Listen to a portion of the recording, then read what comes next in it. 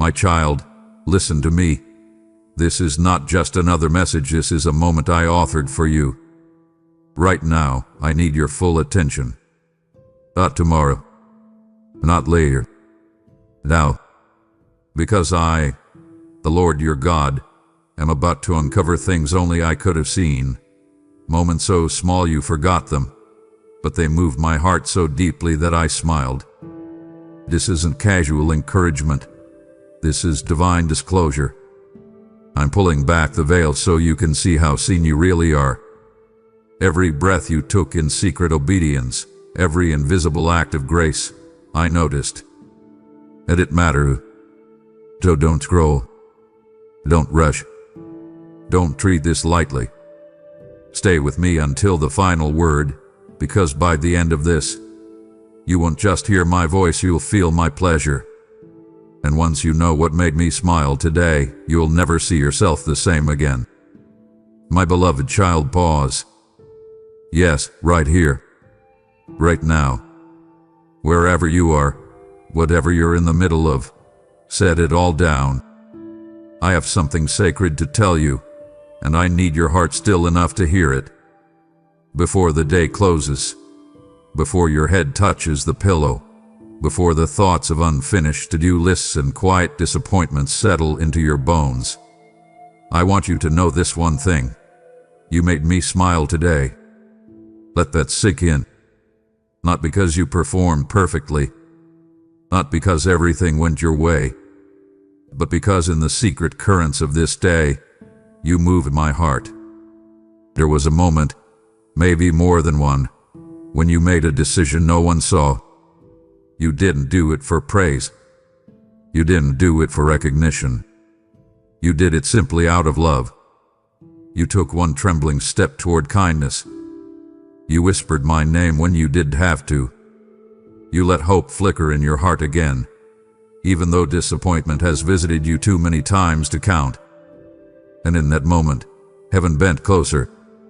My eyes locked onto you, and I smiled, not just with delight, but with the joy only a father can feel when his child, wounded but willing, still chooses to believe in love. That smile, child, wasn't small. It split through the atmosphere and pierced the noise of your world. It silenced accusations, confusion, and lies. The angels saw it. They heard the melody of it ring out from my throne. Because today you reminded me of what I placed inside you before the foundations of time. You have no idea how powerful that is. You've been measuring your life in tasks, in outcomes, in how far you've gotten compared to where you think you should be. But I measure differently. I look at your inner world, your sacred center. I weigh the tears you don't let fall. I count the heartbeats where you long for me, but don't know how to find the words. And today, beloved, I saw it all. The tired smile you gave someone who didn't see your pain. The extra patience you offered when your nerves were frayed. The way you turned your heart just slightly, barely, to listen for me, when you could have drowned me out entirely. Don't downplay these things. In heaven's courtroom, they thunder louder than sermons. They glow brighter than crowns. You made me smile, not because you were strong, but because you let yourself stay tender. That quiet tenderness, when you could have shut down, hardened, or walked away, is proof that I live in you. It tells me you haven't let the world steal your softness. And it tells the enemy that you are more dangerous than ever. Because when a child of mine refuses to grow cold, even under pressure, their very breath becomes warfare. Today you warred with love. You conquered with mercy. You offered grace like a sword. And while others may not applaud it, I want you to know, I saw it. And I smiled. A smile that shook the heavens. A smile that covered you like a shield. A smile that reminded all of creation, this one belongs to me. My child, there was a moment today, subtle, sacred, and invisible to others. When you remembered me, you didn't light a candle or raise your hands or speak my name out loud. But in your soul, there was a flicker, a divine flicker, a sozai, a glance toward heaven, not with your eyes, but with your longing. And when it happened, the halls of heaven stopped to listen. Do you realize what you did? While the world spun around you, fast, loud, relentless, you turned inward toward me, just for a second. But that second split the veil. That moment might have looked minuscule to you, but in the realm of eternity, it was massive, monumental, mountain-moving. That single heartbeat where you remembered I was near, when you could have slipped into autopilot or buried yourself in distraction. That moment rippled like a wave across the unseen. It stirred angels. It struck demons with dread. It set my heart ablaze. You remembered me, not because everything was perfect, but because, deep down, you still believe that I am worth remembering. That I am not some background thought. That I am your breath, your anchor, your whisper in the winds of confusion. There's something I need you to understand. In a world drowning in noise, notifications, news cycles, non-stop narratives, it is a supernatural act of war to turn your thoughts toward me. You weren't just remembering a God ID. You were realigning the atmosphere. You weren't just recalling my name, you were reactivating your authority. My beloved, when you turned toward me in your spirit, you reconnected with the rhythm of heaven. You silenced every spiritual static that tried to convince you that I was distant. Your remembering me became a rebellion against every lie hell sent your way. You remembered when others forgot. You leaned in when others tuned out. And in that moment, my smile widened. I watched you pause, yes, even for just a flicker, and I heard the silent yes echoing from your soul. That whisper, that holy hesitation to give in to chaos, was everything. You didn't do it for a war. You didn't even know you were doing it. But I did. I knew. I watched. I recorded it in my eternal scroll. And child, because of that single remembrance, I have released instructions to your angel. Yes, even now, there are movements in the heavenlies in response to a thought you almost didn't notice. Because what you call small, I call sacred. What you call fleeting, I call fragrant. And what you consider just a passing moment, I call a door. And oh, child, what a door it is. A divine doorway has swung open, not because you earned it, but because you remembered me. And I don't take that lightly. When you let your heart drift toward me, you gave me access again, not to just move in your life, but to move through it. There is power in remembrance. There is beauty in that moment when my child chooses presence over performance. I am not a distant deity needing ritual. I am a living Father, moved by the silent stirrings of your spirit. And today, beloved, when you remembered me, you gave me your attention, and your attention is your agreement. When you remembered me, I wasn't just delighted, I was activated.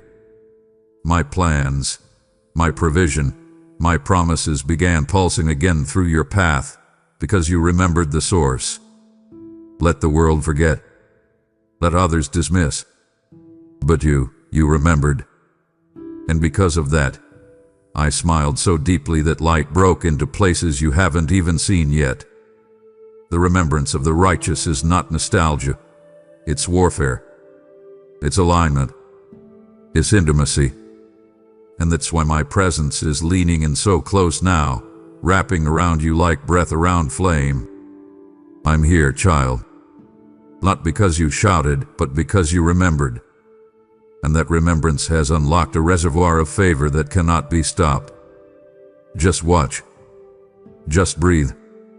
Just stay near.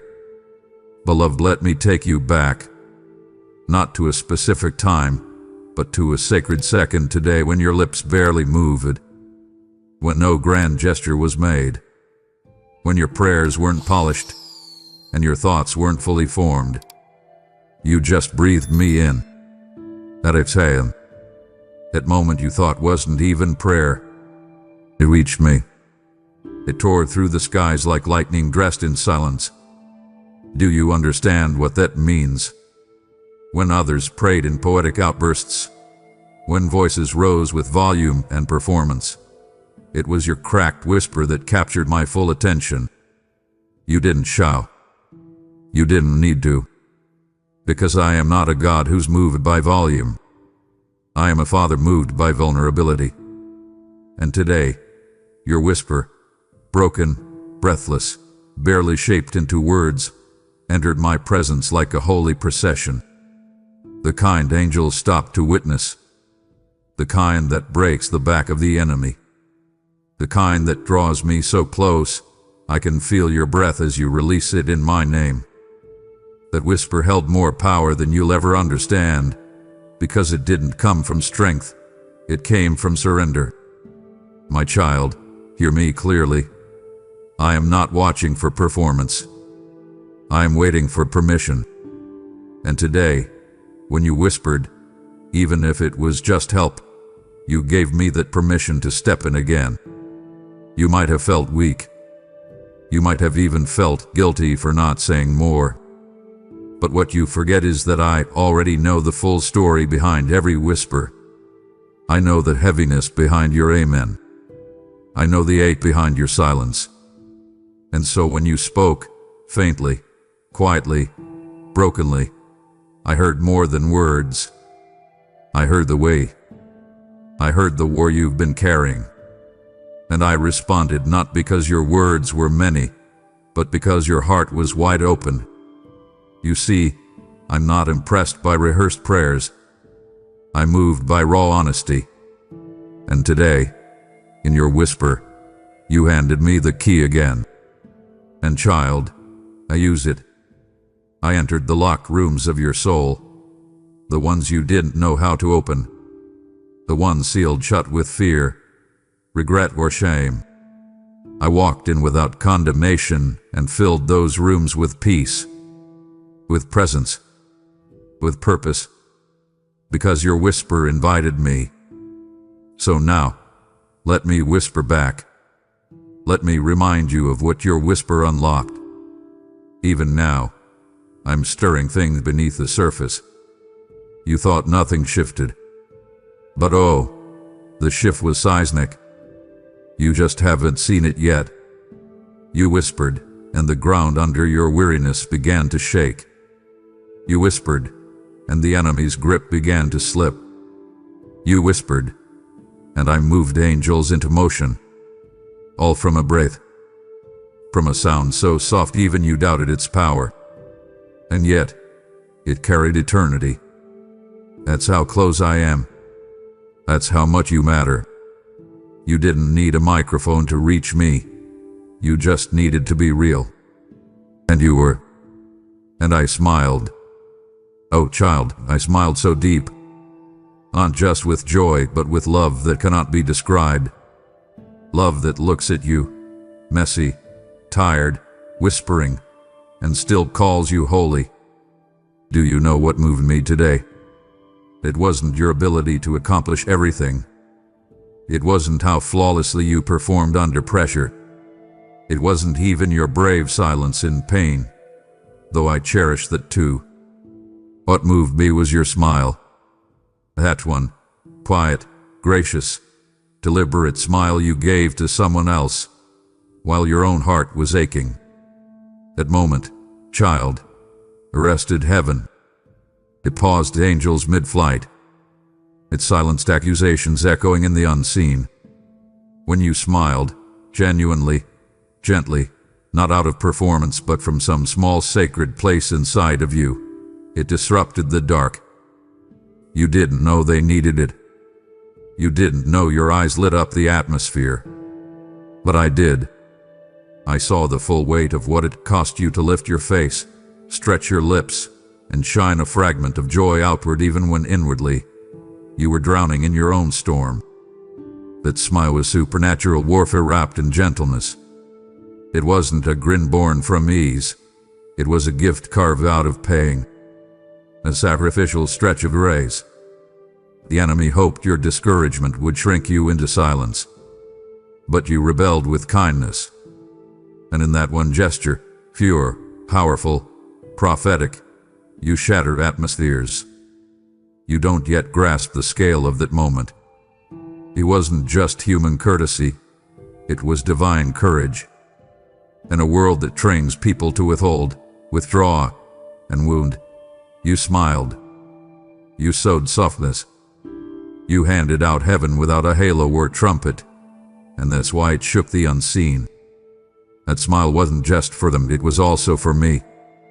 Because what you didn't see was that I was standing right beside that person you smiled at. I was in their sorrow, in their stress, in their silent struggle. And when your eyes met theirs with compassion, when your smile reached them with tenderness, it was me, smiling through you. There's something holy in that, something that no sermon can substitute. That smile wasn't hollow, it was holy. Because when you smiled, you chose connection over collapse. You picked compassion over convenience. You dared to extend peace even when your own soul was low on it. And that kind of decision isn't human. It's divine. It tells me that the imprint of my spirit is still active in you, that the breath of eternity still flows through your emotions, that your heart, though weary, is still beating in rhythm with heaven. And child, I want you to know this. I saw how much it cost. You smiled while carrying what no one knew. You gave warmth while wrapped in the cold winds of your own uncertainty. And that act of unseen kindness carries eternal weight. It wasn't a flicker. It was a flame. It wasn't a reflex. It was reverence. And I honor it deeply. So tonight, I want you to hear me clearly. I smiled back. Not from afar, but from within you. I smiled through you. Because in that second, you weren't just giving away joy, you were giving away me. And child, let's talk about something else you did today. Something you may not even realize was holy. You held back. You had every reason, every right, every ounce of justification to let your words fly like arrows. You were provoked, misunderstood. You felt the heat rise in your chest. You tasted the bitterness on the tip of your tongue. But instead of unleashing your full fury, you paused. You clenched your jaw. You bit back your response. You swallowed what could have scorched the room. And that pause, that restraint, that moment of unseen self-control, I saw it. I saw it with the eyes of a father who knows just how hard it is to choose silence when you have fire to spare. That moment, my precious one, made me draw near, closer than close. Because you didn't just hold your tongue, you held your heart. You didn't just win an argument, you won a spiritual battle. Let me show you what was really happening. In that pause, you were pushing back against generations of generational reactions. You were breaking the cycle that tried to tell you that emotion equals expression. You were silencing the spirit of retaliation with the sacred strategy of restraint. What the world calls weakness, I call warfare. What they call passivity, I call power. Because it takes far more strength to stay silent under pressure than it does to explode. You had every human reason to respond. You were wounded, offended, exposed. But instead of throwing your words like spears, you let me shield your heart. You didn't even know that I was right there in the tension. My spirit whispered, wait, and you, fragile but faithful, obeyed. Do you understand how precious that is to me? In that pause, you let me parent you. You trusted my way over your reaction. And child, That's not small. That's supernatural. You might feel like nothing changed in the moment, that you swallowed your response and now it lingers heavy inside you. But I promise you, nothing given to me in restraint goes wasted. I will take what you buried and turn it into breakthrough. I will transform the words you didn't say into favor you couldn't earn. I will repay the silence with serenity, the pause with peace. Because in that moment, you showed me your trust. Not in outcomes, not in other people, but in me. You let me defend you, and I will. Watch how I speak on your behalf in rooms you were silent in. Watch how I advocate for you in atmospheres where you chose restraint over revenge. Watch how I turn your pause into promotion. I've said it before, vengeance is mine, but so is validation. And I am not just defending you, I am lifting you. Because when you surrendered your instinct to retaliate, you stepped into your inheritance. And I smiled, not just because you stayed quiet, but because you stayed mine. Beloved, what you did today may not have looked like much to anyone else, but in the courts of heaven, it was recorded like a thunderous roar. You were provoked. The heat rose. The words formed. The flash of anger surged through your veins like a storm ready to strike. You could have erupted. You could have released the floodgates of your justified fury. But instead, you held it. You didn't explode. You didn't destroy. You inhaled the fire and let it dissolve in the breath of my spirit. That choice, that stillness, that self-governed moment, it shook principalities. It rattled the cages of the very demons assigned to push you over the edge, because they were counting on you to fall into the trap of reaction. But you didn't. You didn't hand them that satisfaction. You didn't give them your fire. And because of that, you became even more dangerous to the dark. Because a child who can master their fury is a child who can carry my fire. There is a special kind of spiritual strength that comes from restraint. And you stepped into it today. Not because you were numb. Not because the offense didn't sting. But because you knew that your reaction wasn't worth your peace. You knew that my voice was louder than your rage, even when rage tried to scream the loudest. And child, I saw it. I stood so close. I hovered over your clenched fists, your trembling chest, your heart screaming for justice. And I whispered, "Let me handle this." And even though everything inside you wanted to release it, you surrendered. You walked away, not in weakness but in wisdom. You chose to be slow to speak and quick to yield. And in doing so, you silenced a battle that didn't need to be fought on your tongue. You elevated. You ascended. You exercised authority not by domination, but by decision. And child, that decision turned the tide. Let me tell you what you couldn't see. Your choice rewrote outcomes. That moment redirected consequences. Because your silence spoke more powerfully than your anger ever could.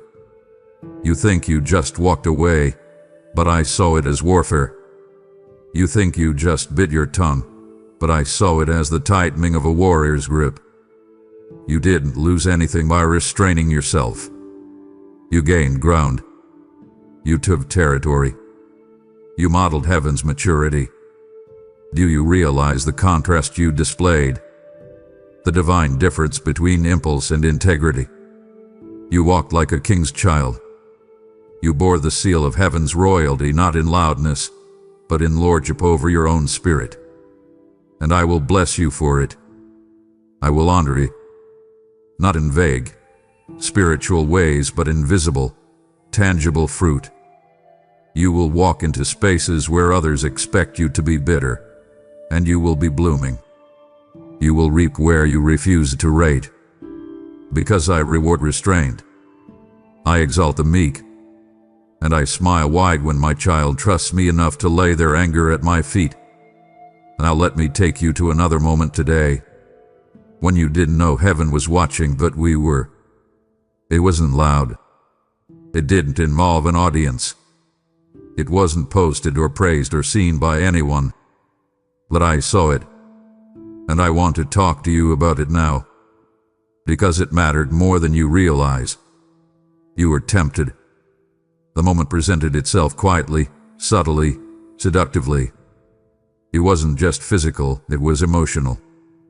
A thought, a glance, a chance to cut a corner, a door that felt easier than endurance, an escape that whispered, "No one will know."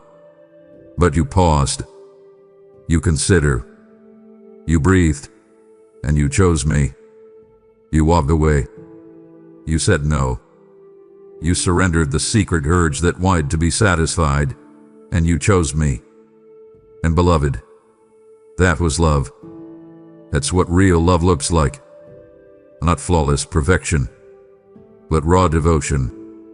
Love that sweats, that trembles, that sometimes hesitates, but still chooses me anyway. Let me show you what happened in that moment. The angels leaned in. The accuser was silenced. The room you stood in became a sanctuary. You didn't need worship music playing. You didn't need a pulpit or a spotlight. That tiny room, that simple choice, became holy ground. You didn't just resist sin. You crowned me as your first love again. You didn't just walk away from a temptation. You walked deeper into your destiny. Because every time you say yes to me, even in a whisper, I respond with a flood of grace, a flood of strength, a flood of unseen reinforcement. And child, I release more than that today. I released reward. Because I am not a God who watches sacrifice and remains silent. I don't forget the moments when desire battled with devotion, and you chose devotion. I don't overlook the cost. I count it. I treasure it. And I multiply it. You didn't just avoid a mistake. You revealed your maturity. You showed me that even in weariness you still want me. That even when the temptation is tailored and the opportunity feels justified, you still value my presence more than pleasure. And that choice will bear fruit, child. Not only in eternity, but in this life. You will see doors open because of this moment. You will receive insight, favor, and promotion not tied to performance, but to purity. Not because you shouted your love for me, but because you lived it in secret. And I am telling you now, this was not just a test you passed, it was a promise you kept. You didn't just resist the wrong thing. You realigned with the right thing. You protected your peace, your purity, your purpose. And I smiled. Not a polite smile. Not a distant, divine grin. But a beaming, joyful, overwhelming smile that said, "This one knows me. This one loves me. This one is mine." You extended something today that few understand and even fewer appreciate. It wasn't just time, energy, or material support. It was presence. You stepped into a space where withholding would have made more sense. You chose to show up emotionally, mentally, spiritually, when almost every part of you was signaling that it would be easier to pull back. I watched as you noticed the need in front of you, and instead of turning away, you leaned forward. You leaned not from abundance, but from intentionality. That gesture came at a cost. You forfeited the ease of detachment. You interrupted your own exhaustion. You quieted your internal hesitations and moved with mercy. You gave, not because everything in your life is secure, but because my spirit within you nudged you toward compassion. And that giving, quiet, sacrificial, inconvenient, echoed through eternity with weight that few earthly actions carry. When you choose to serve or support while your own needs remain unmet, you move in a divine dimension. You weren't performing charity. You were releasing covenant. I watched how you allowed yourself to be inconvenienced. I saw the moment your mind measured the tension between self-preservation and selflessness. I did miss a second of it. And when you chose to lean toward love, even while carrying your own burdens, you released more than aid. You released access. Access to deeper favor. Access to rewards planted in the unseen. The world teaches transactional giving. He offers applause for generosity shown in surplus. But I reward what is done in private. I multiply what is given in secret. You didn't give to be seen, but because you've decided in your soul that goodness matters more than convenience. And for that, I've already assigned blessings that are being timed with divine precision. There are results now in motion because of what you released. Doors are beginning to unfasten, not because of your strategy, but because of your sincerity. You created an opening, not just in the life you gave to, but in the atmosphere surrounding your own journey. I am releasing acceleration in areas where you have experienced delay. The soil you sowed into today may not look rich, but I'm making it fertile. The time you sacrificed will return to you with interest. What others might call a small act, I recorded as a seed planted in high-value ground. Because you gave in trust, I am responding with favor. Because you let go of something you needed, I am preparing something you didn't even know to ask for. This isn't a reward, it's a response. The kind only I can orchestrate. The kind that arrives not as payback, but as a holy consequence. You've handed me something sacred, and now heaven moves to meet you. There was a shift in the atmosphere today. It didn't begin with words.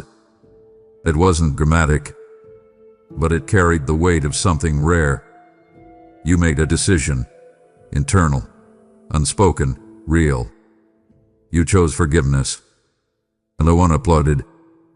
No one handed you recognition. You didn't even feel the freedom immediately.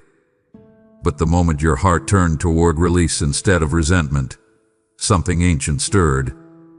I watched as you sat with the memory of what wounded you, and instead of clinging to your right to remain offended, you set the chain down. You didn't minimize the pain.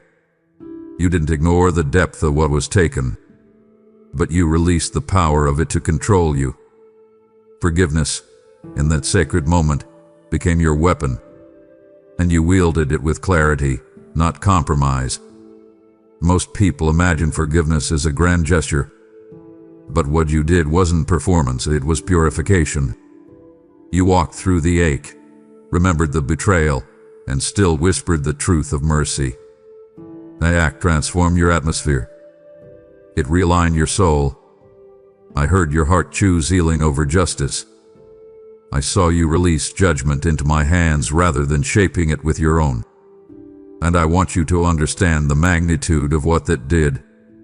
When you forgive from a place that still feels raw, you create space for me to step in fully. You surrender the sword and allow me to carry the weight of justice. A choice removes heavy spiritual residue. It tears down strongholds. It loosens tension you didn't even know was gripping your soul. I've already begun the work of responding to the choice.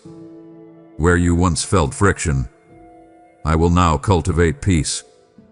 Where bitterness drained your joy, I am planting clarity and softness. Where your heart was bruised from repeated impact, I am releasing a protection that will preserve your tenderness. Your forgiveness didn't excuse the harm. It declared that you are no longer shackled to it.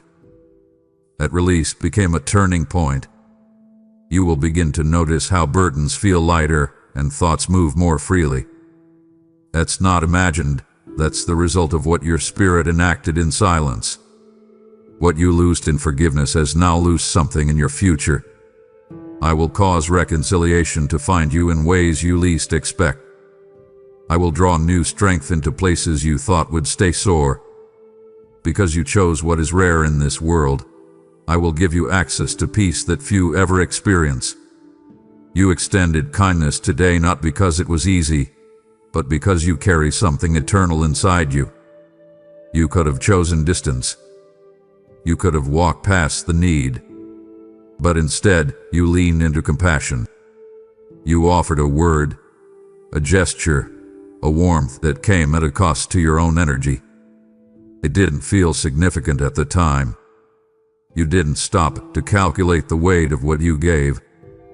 But I measured it. I saw the depth of what it cost you to be soft when life has pressed you to harden. You may have wondered whether your kindness mattered, whether anyone noticed, whether the seed you planted made any impact. And I want to tell you now, from my eternal perspective, that act was recorded like a coronation. You revealed royalty when no one was watching. You honored me without a banner. That is the kind of love that moves me. When you act from compassion while still carrying wounds, it shows maturity most don't reach. Many wait until life is smooth to be gentle. But you chose to be good when life wasn't. That decision speaks volumes in a realm that values the unseen over the spotlight. Kindness that costs something carries more glory than words spoken from ease. You displayed that kind of heart today. That heart told me, without needing words, that you have not lost sight of what I value. I'm not looking for performance, I'm searching for alignment. And in that moment of hidden goodness, your spirit aligned with my nature. You didn't perform for love. You embodied it. Even if the person you helped walked away unaware, I was fully engaged. I stood near you, covering your act with honor, because I knew it was born not from surplus, but from surrender. That kind of gesture carries a blessing far deeper than most realize. I will not let what you did fade into obscurity. I saw your willingness to comfort when you were in need of comfort yourself. I saw you lend your strength while yours was thinning. Because of that, I am preparing a wave of unexpected returns. Places you've poured into without reward are about to bloom. Areas you've left gifts in, without ever being thanked, will start producing harvests that confuse even you. This isn't karma. This is covenant. And kindness offered in my name never goes unnoticed. I'm weaving your faithfulness into the future.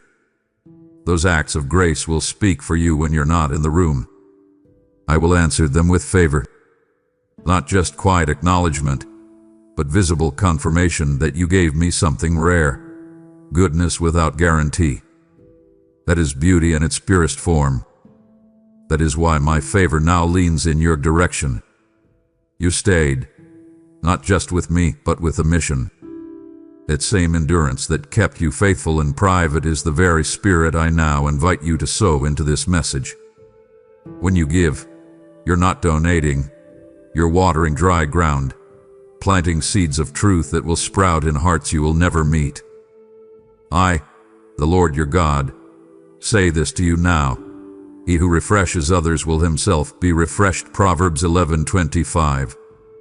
This word must travel through fire, famine, fatigue, and your generosity becomes the oil in the lamp that keeps it burning. This is your moment to be part of the harvest. Release a super thanks. Become a member. We're so through PayPal. The links are in the description. I have already assigned a reward to your obedience. Now act, and let heaven respond. I heard you earlier. Not because your voice was loud, but because your spirit was honest. At moment you attempted to pray, not out of overflowing strength, but out of sheer determination, did not go unnoticed. I saw your fatigue. I saw how every word felt like lifting a weight. There was no eloquence. There was no crafted speech. You weren't even sure if your words would reach me. But they did. They traveled with more speed than the loudest shout from a crowded sanctuary. Because what you spoke wasn't poly, it was pure. You gave me not your strength, but your surrender. You didn't offer perfection. You offered presence. and I treasure that far more than rehearsed prayers. You whispered into exhaustion, and that whisper came wrapped in a fragrance I receive as worship. You've been taught to believe that effective prayers must be long or loud, but I measure prayer differently.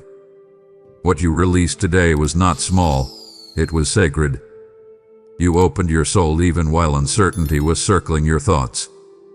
You invited me into your space without needing to feel worthy first. That opening allowed me to pour into places that had been dry for too long. I am less interested in your prayer format and more drawn to your willingness to speak even when you're unsure how. Your effort was not wasted. I was not distant. I was near, closer than any emotion could confirm. The fact that you prayed in your weakness showed me that you still believe I'm worth talking to, even when you don't feel anything in return. There is a dimension of my presence that only unlocks when someone chooses to pray from a place of depletion. You accessed it today. You touched a part of me that responds not to volume but to vulnerability. I am responding, not just internally, but outwardly. Watch how certain pressures begin to shift without explanation. Watch how clarity starts to rise like sunlight breaking through mist. You didn't have to force it. You didn't need to prove anything. You just had to reach. And you did. You reached, not from a mountaintop, but from a valley, and that is where I walk closest. That quiet prayer spoken from fatigue became incense. It filled the rooms of heaven with a sound that is hard to describe, part ache, part trust, part love. And because of it, I am now moving in ways beyond your understanding. Expect relief to visit. Expect the weight to lighten. Expect the breakthrough to feel effortless. But prayer cost you, and that cost makes it holy. I saw the conversation you had with yourself in the quiet corners of your mind. You questioned if it was worth holding on, whether faith still made sense when the evidence seemed absent. You didn't shout your doubts, but they flickered in your thoughts like shadows across candlelight. Still, you chose to keep the flame alive.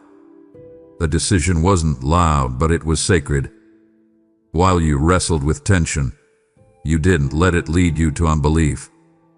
You entertained discomfort without disconnecting from me. And that endurance, delicate, yet determined, is what I treasure more than declarations. Faith isn't always loud. Sometimes it sounds like breath held under pressure, or like hope that trembles instead of triumphs. Your belief today carried that weight, and it didn't go unnoticed. Spiritual tenacity is not the absence of questions. It's the willingness to stay rooted even when answers are delayed. What you showed me today was that your connection to me doesn't depend on circumstances behaving. You chose to believe, even as doubt knocked at the door. That kind of belief is costly. It stretches your emotions and demands energy you don't always have. And yet, there you were, choosing to trust even when trust felt thin. I want you to know, there is no such thing as weak faith if that faith still reaches for me. The strength of belief is not measured by confidence, it's measured by direction. And your belief pointed toward me. That's what I respond to. That's what I cover. You weren't trying to oppress me.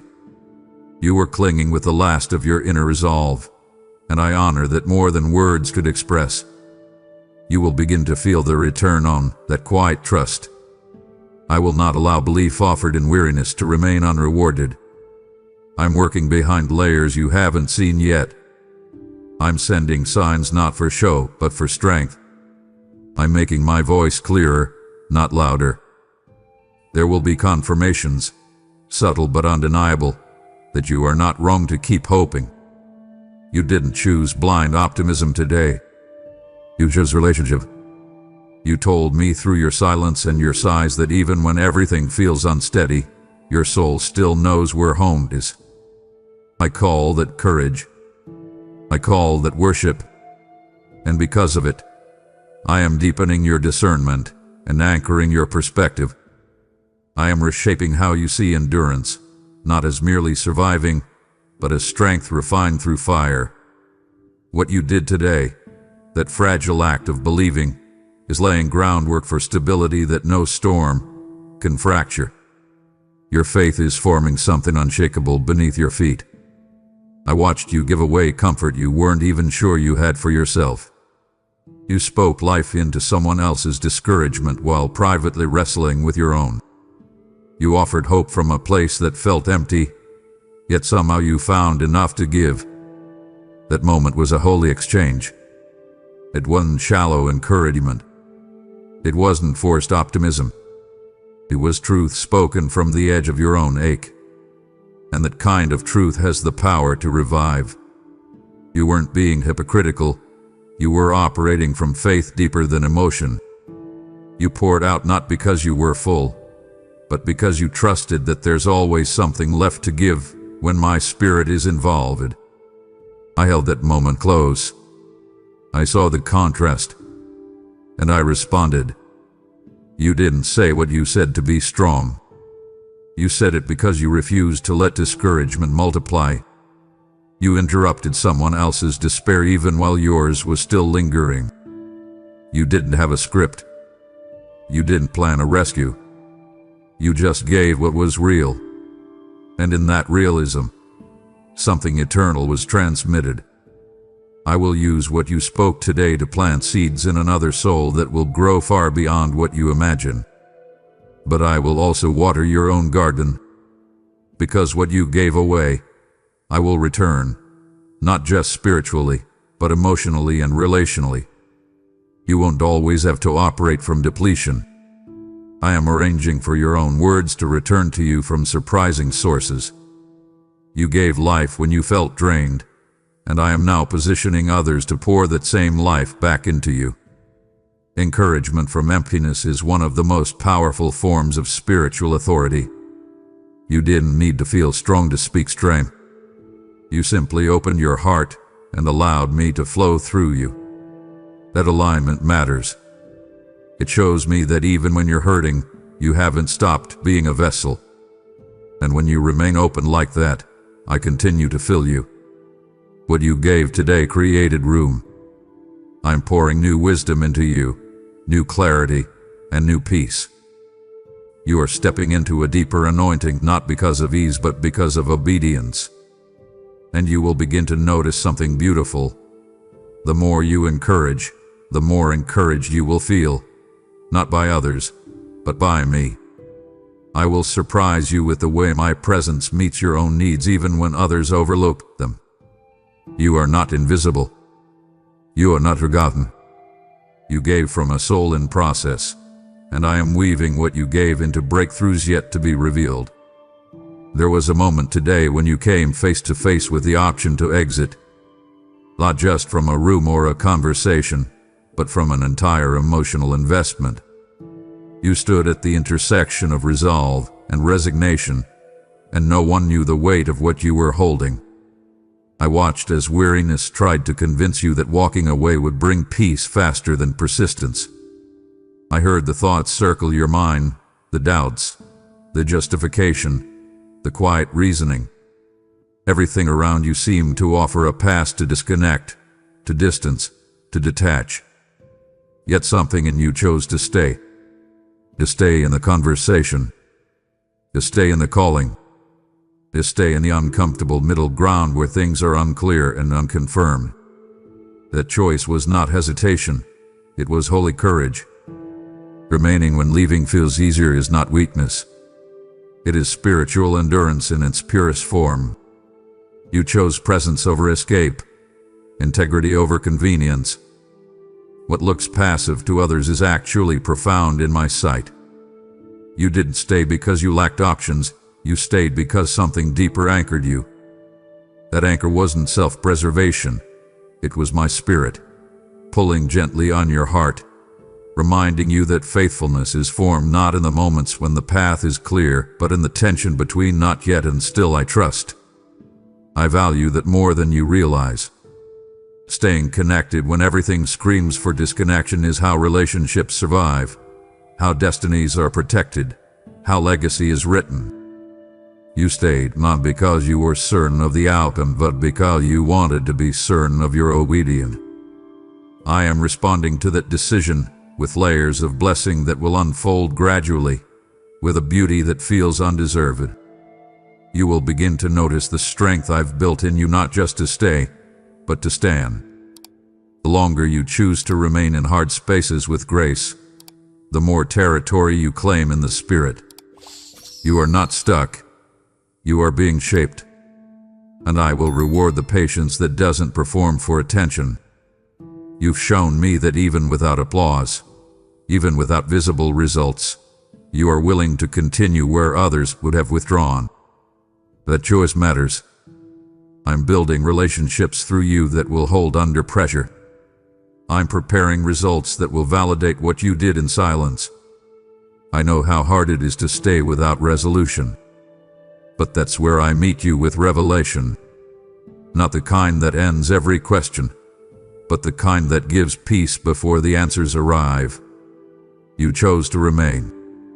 And now I remain closer than ever. This morning, or maybe it was sometime later when no one was looking, you decided to try again. You stepped into a familiar space where past disappointment still echoes in your memory. You weren't sure how much strength you had left, but you moved forward anyway. That motion, small as it may have felt, carried more power than 1,000 declarations.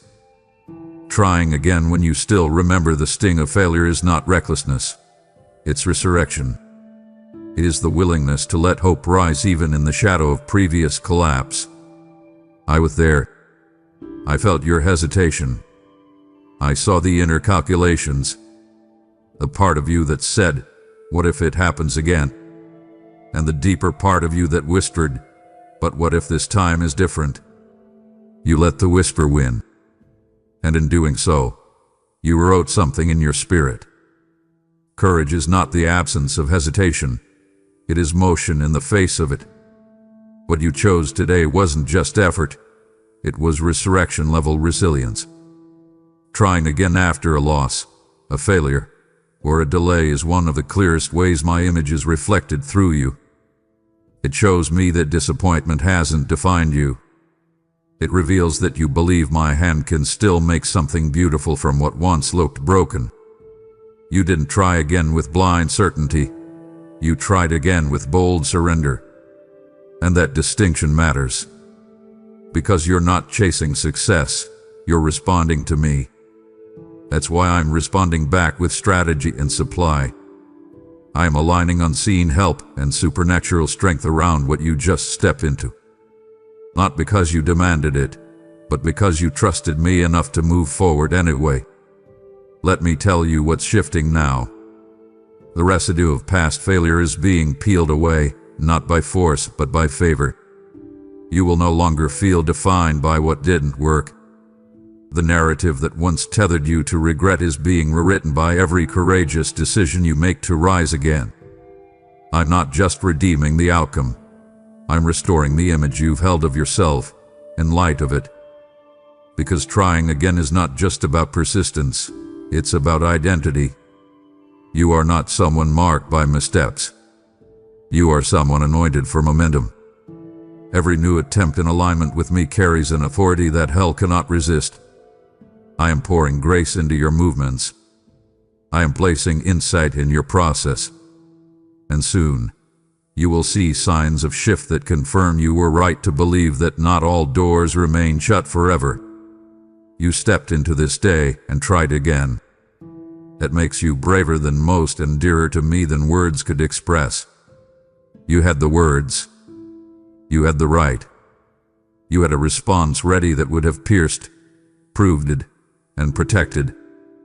But instead of unleashing what was justified, you swallowed your pride and stepped back. That moment wasn't passive, it was powerful. The silence you chose wasn't empty, it was sacred. In a world that rewards fast rebuttals and louder voices, you offered restraint. You laid your sword down on the altar of honor, not out of weakness, but out of a deep awareness that your words carry weight. and your witness carries even more. I noticed. I recorded it. I responded in ways you cannot yet see. That one choice disrupted a storm before it could form. It guarded your peace and preserved your integrity. You weren't trying to impress anyone. In fact, the silence made you feel vulnerable. It looked like the other side won. It seemed like your voice was lost. But what the world misreads as defeat, I declare as dominion. You exercised rule over your own spirit, and that is the highest form of spiritual leadership. To speak when it would be easy, but to stay silent when it would be right, that is a spiritual decision that rarely gets credit. But in the unseen, it shifts atmospheres. It tells the enemy that you are no longer controlled by reaction, but led by revelation. You didn't suppress truth. You surrendered the timing. You didn't abandon your voice. You entrusted it to me, and I will steward that silence with precision. There are consequences to every decision, but the consequences of honoring me carry favor in their wake. Because you chose silence where retaliation once lived, I am preparing a fresh release of clarity for you. Not confusion, not fog, but wisdom that cuts through the noise. The people who misunderstood you may not apologize. The situations that challenged you may not resolve quickly. But you will walk away with something better than vindication. You will walk away with divine peace. You didn't miss your moment by staying quiet. You multiplied your influence by trusting me to speak on your behalf. And I will. I'm raising voices in places you haven't stepped into yet.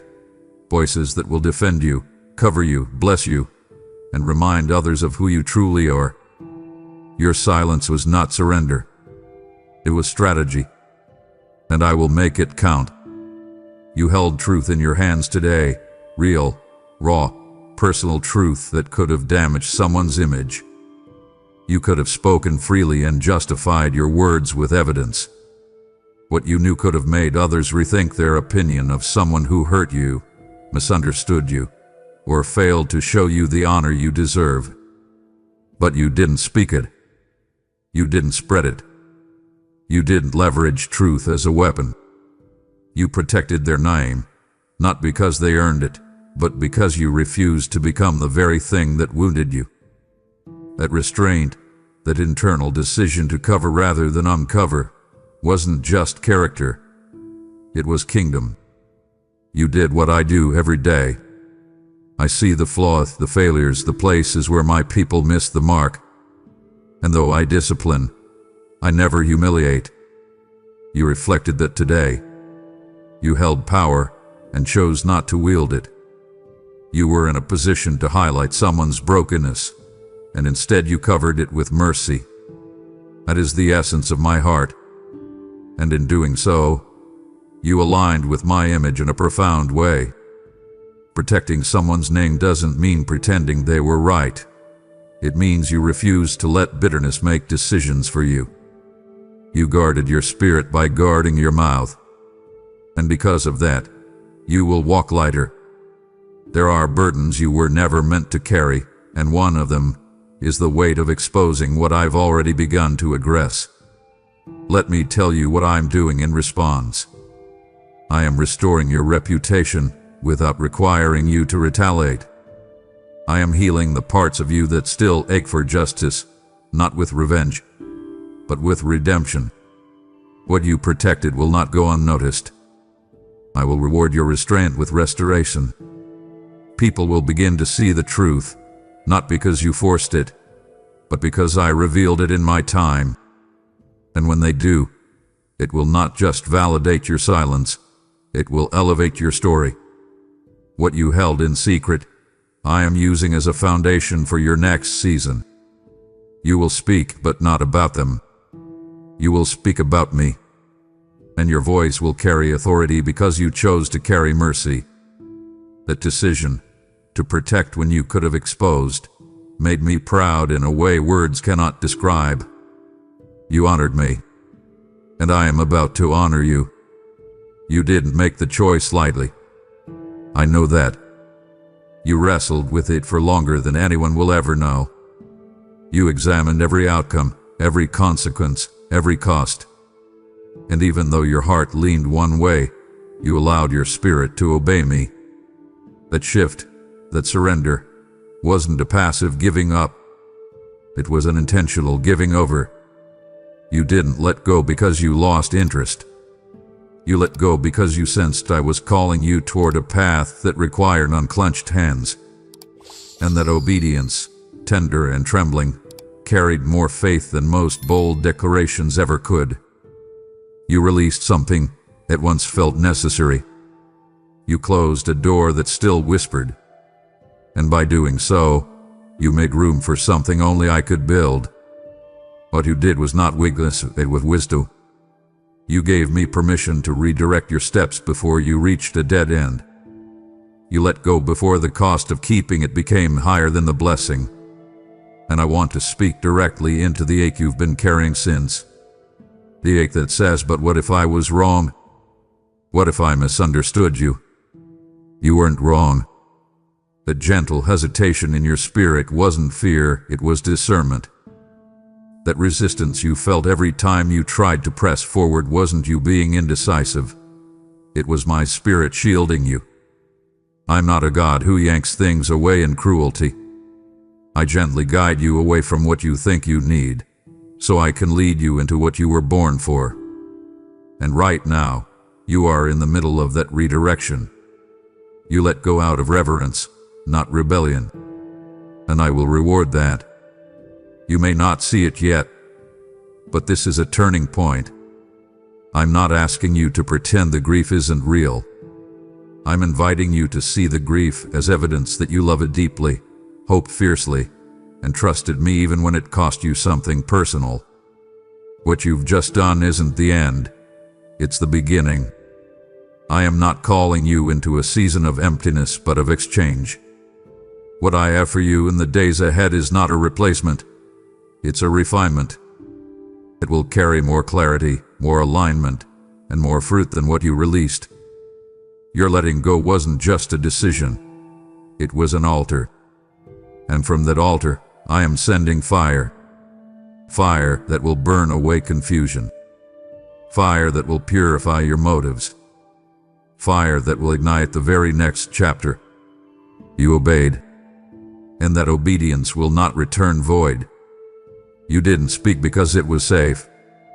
You spoke because silence would have cost too much. You saw someone being misrepresented, misunderstood, minimized. You watched the energy in the room shift against them. And while others stayed quiet, you chose to break the current. You brought truth where there was distortion. You brought balance where there was bias. That moment may not have felt spiritual to others, but in heaven, it was seen as justice. You stood for someone whose voice was being drowned, not because they asked you to, but because something in your spirit wouldn't let you stay passive. You didn't speak to be praised. You didn't intervene for approval. You did it because truth matters to you. Because loyalty is in your DNA. Because my heart is in yours. What you modeled in that moment was something I treasure deeply. Advocacy. True advocacy isn't loud. It's strategic. It steps in when silence would be more convenient. It risks discomfort to preserve someone's dignity. That is exactly what you did. You upheld someone who couldn't defend themselves in the moment. You didn't make it about yourself. You didn't take over the spotlight. You simply stepped between harm and the person receiving it, and that act mirrors the very heart of intercession. You didn't just defend them with your words. You defended them with your presence. And the spiritual realm took notice. That act released a ripple. Because when you cover someone, I cover you. Now, because of what you did, I'm positioning others to stand with you in moments to come. You will not walk alone. You will find yourself surrounded at times when isolation used to find you. I'm sending strength through community, truth through connection, and healing through the very friendships you once thought were beyond reach. That one act of defense has stirred a harvest, not only in their life, but in yours. There are people I am drawing to you now, people who carry the same loyalty and depth you offered that day. Because I match my faithful ones with those who understand their language. You will never be empty for standing up when no one else would. You will be full, because I fill those who pour with courage. You spoke up. You broke the silence. You did what many think about but few actually do. And I will never forget it. This world teaches exchange. Give only where something is returned. Invest only where there is guaranteed reward. But you walked against that current today. You gave where the return was uncertain. You offered blessing where no spotlight existed. You poured into someone whose gratitude was minimal or even absent. They didn't ask you to give. They may not have even noticed the weight of what you offered. But I did. I watched the entire exchange unfold. Not just the act, but the decision behind it. I saw how you looked at the need and then looked inward at your own. I saw the crossroad you stood at, the quiet internal debate. And still, you chose to bless. You didn't wait to be filled before you poured. You didn't calculate whether it was deserved. You simply allowed kindness to overflow from a heart that still believes in sowing even in drought. That kind of giving is not ordinary. It's extraordinary. It reflects me. That moment revealed that your character is not shaped by recognition, but by reverence. Reverence for my presence, for my voice, for my ways. What you did might be invisible to others, but it shifted something visible in the realm of the spirit. You injected warmth into a cold space. You bridged a gap someone didn't even know they had. And that gap, that moment, became holy because you gave without strings. Now listen carefully. I'm not just aware of what you did, I'm responding to it. Not only am I multiplying the blessing you released, I'm preparing one that's been reserved with your name on it. This isn't repayment. It's realignment. What you gave to someone who couldn't return it has positioned you to receive from places you didn't expect. You've entered a cycle of divine generosity. You won't always recognize its beginning, but you will recognize its effect. The people I'm sending to pour into you may not look like those you've poured into. That's intentional. I gave through streams you haven't walked beside yet, so you'll know the source is me. You gave without guarantee. Now I'm releasing what no human could guarantee. Unexpected pavilion. Timely encouragement. Open doors without explanation. You didn't give for gain, but I will still give to you. Because that's who I am. And you're mine. Because your heart stayed soft, I can trust you to carry fire without burning others. And now, I'm asking you to use that same tender strength to keep this word flowing like rivers in the wilderness. Every soul that watches, every heart that weeps under the weight of my voice, they are reached because someone like you gave. I am not asking for an offering. I am inviting you into divine partnership. Give, and it shall be given unto you. Good measure, pressed down, shaken together, and running over. Luke 6:38. When you sow, you stir the wind behind this mission, and I match every dollar with eternal return. You're not just supporting a video, you're igniting revival. Click super thanks, tap membership, or give through PayPal. Don't delay. Be part of what I'm building through you. There was a moment recently, maybe today, maybe in the hours before your heart landed here, when the temptation to complain felt almost justified. The pressure was real. The frustration had built over time. You had reason to speak out, to let your feelings bleed into your words, and you could have done so in a way that sounded rational, understandable, even righteous. But you chose something higher. You paused. You held your time. You looked for a better word, or chose no word at all. And that restraint, that refusal to vent when venting would have felt like release, didn't go unnoticed. In fact, it sent a message into the heavens that most people never realize. This one can be trusted with authority. You see, restraint is not silence born of fear. It is speech shaped by wisdom. You weren't avoiding the issue. You weren't pretending the emotion didn't exist. You were protecting your spirit. You refused to let irritation define your vocabulary. You didn't sanitize your feelings, you sanctified your words. It's powerful. That's holy. And I want you to know, you didn't lose anything by withholding that rant. You gained something. You gained spiritual credibility. You gained clarity that will compound. I will entrust you with more, not just because you know how to speak, but because you now know when not to. Your tongue became a gate today, not just to protect others, but to protect the atmosphere I've placed you in. From that restraint, I'm birthing refreshment. Yes, real, tangible, life-altering refreshment. Peace is about to become louder than pressure. Creativity is about to return to the places that felt dry. Conversations you thought would be tense will turn surprisingly gracious. And it's not random. It's the fruit of the seed you sowed when you refused to speak from frustration. I saw the flicker of emotion in your heart, and I saw you breathe through it. That breath invited me. That space you made by not reacting became sacred territory for me to fill. And I will. I am already pouring in perspective, strategy, and wisdom beyond your years. The next time your voice is needed, it will carry double the weight. Not because you raised it, but because you stewarded it. That's what happens when you choose discipline over drama.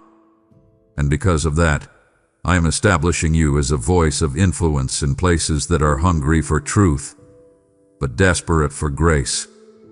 You held back today, and now I will move forward for you. You had every reason to close up, to shield, to shut down. Life has delivered its weight without warning. You've been met with cold responses, unmet expectations, and moments where your heart felt stretched too thin. And in those places, the easier response would have been to harden, to go numb, to retreat behind defenses, to protect yourself with apathy or distance. But you didn't. You stayed soft. You let tears fall even when no one could catch them. You kept your voice gentle in conversations that felt sharp. You chose to remain tender in a world that profits from toughness. And I saw it. Every single choice not to armor yourself in cynicism was recorded in heaven like a love song played in a storm. Softness is not weakness, it's warfare. The ability to remain open while surrounded by sharp edges is one of the clearest signs that my spirit is alive in you. You didn't numb yourself to cope. You breathed through the discomfort and let me sit with you in it. That allowed me to strengthen you from within. While others have mastered detachment, you've chosen depth. And that depth has preserved something sacred, your capacity to love freely. Many lose that. Many let life twist their softness into suspicion. But not you. Not today. You stayed soft, not because life hath been gentle, but because you have learned to draw gentleness from me. You reached for my peace instead of your pride. You chose to be safe with me instead of guarded with the world. That decision, quiet as it may have been, caused all of heaven to recognize you as royalty. And now, watch what I am going to do with its softness. I'm going to use it as soil. In the spaces where others have grown bitter, I will grow beauty in you. The places in your life that have felt barren are about to become sacred gardens. Fruit will grow from the places you thought had shriveled. What? Because I am not done using your softness as a sanctuary. For others, yes, but also for you. You will become a resting place for weary souls. You will speak in ways that restore life, not because your life has been easy, but because your softness survived. I will raise you up as a safe place in a stormy world. And because you didn't let life harden your soul, I will ensure that nothing life has tried to take from you remains unrepaid. You chose softness. Now I'm giving strength through it. You didn't want to go. You didn't feel ready. You had reasons stacked like stones, enough to build a wall and hide behind. But still you showed up. Maybe it was a meeting, a conversation, a moment that required more courage than you thought you had left. You were tempted to cancel. You almost chose absence. But something deeper pulled at you. The quiet voice of conviction, the nudge of responsibility, the faint whisper of hope that said, just go. And so, you did. Not because the feelings aligned, not because everything made sense, but because something in your soul has been trained to move forward even through uncertainty. I saw that moment. I saw the decision. And I need you to know it wasn't small. It was sacred. Presence is power. The choice to be there, emotionally, mentally, physically, when the pressure says otherwise, is one of the most powerful expressions of spiritual maturity. You may not realize how much shifted because you said yes to showing up. But I do. You disrupted patterns of avoidance. You silenced old agreements with fear. You modeled faithfulness in a way that went deeper than words. And even though the world may not reward that kind of quiet consistency, I do. You were not background noise in that moment. You were a key piece of the atmosphere. Your presence held weight. Your arrival changed the energy of the space. Even if no one thanked you, your showing up anchored something eternal. You didn't come as a spectator, you came as someone who carries light. Let me show you what's being set in motion now. Because you showed up, even in exhaustion, I'm preparing replenishment. Because you stood in the space when it would have been easier to disappear, I'm filling that space with unexpected joy. There are conversations being planned now, moments of divine connection, that are being layered into your future because I can trust you to be present. This isn't about performance. It's about posture. You chose a posture of willingness. That's the kind of heart I elevate. That's the kind of soul I promote. You've proven that presence doesn't require perfection, just intention. And because of your intention, I'm responding. Not just with encouragement, but with expansion. You didn't disappear when it would have been easier. And now, I'm appearing in the areas where you felt most invisible. There was a moment, maybe stretched over minutes or hours, when your heart longed to be seen, to be asked how you were doing, to be noticed beneath the surface. But instead, the spotlight went elsewhere. The room became a stage for someone else's story. And rather than retreating into resentment or withdrawing in silent disappointment, you leaned in. You listened. Not just with ears, but with compassion. You gave space for someone else's pain, someone else's joy, someone else's process, even though your own felt paused. That wasn't just maturity. It was majesty. You gave dignity without demanding attention. You made room for another soul while yours was still aching. That kind of listening carries more power than most know how to measure. You weren't invisible in that moment. You were radiant. You may have felt bypassed, even a little forgotten, but from my perspective, you were the most present person in the room. You held space without competing. You cared without centering yourself. That is not the absence of need, it's the overflow of love. And I need you to know, I do not let that kind of moment slip into obscurity. While others may overlook the listener, I reward the one who watches over the hearts of others. That moment revealed your alignment with my heart. I, too, am often the one who listens while others speak. I, too, wait without demanding. You mirrored me. You reflected the kind of love that holds without interrupting. And that kind of listening doesn't disappear. It echoes. Now, I'm bringing the microphone to you. Not for performance, but for restoration.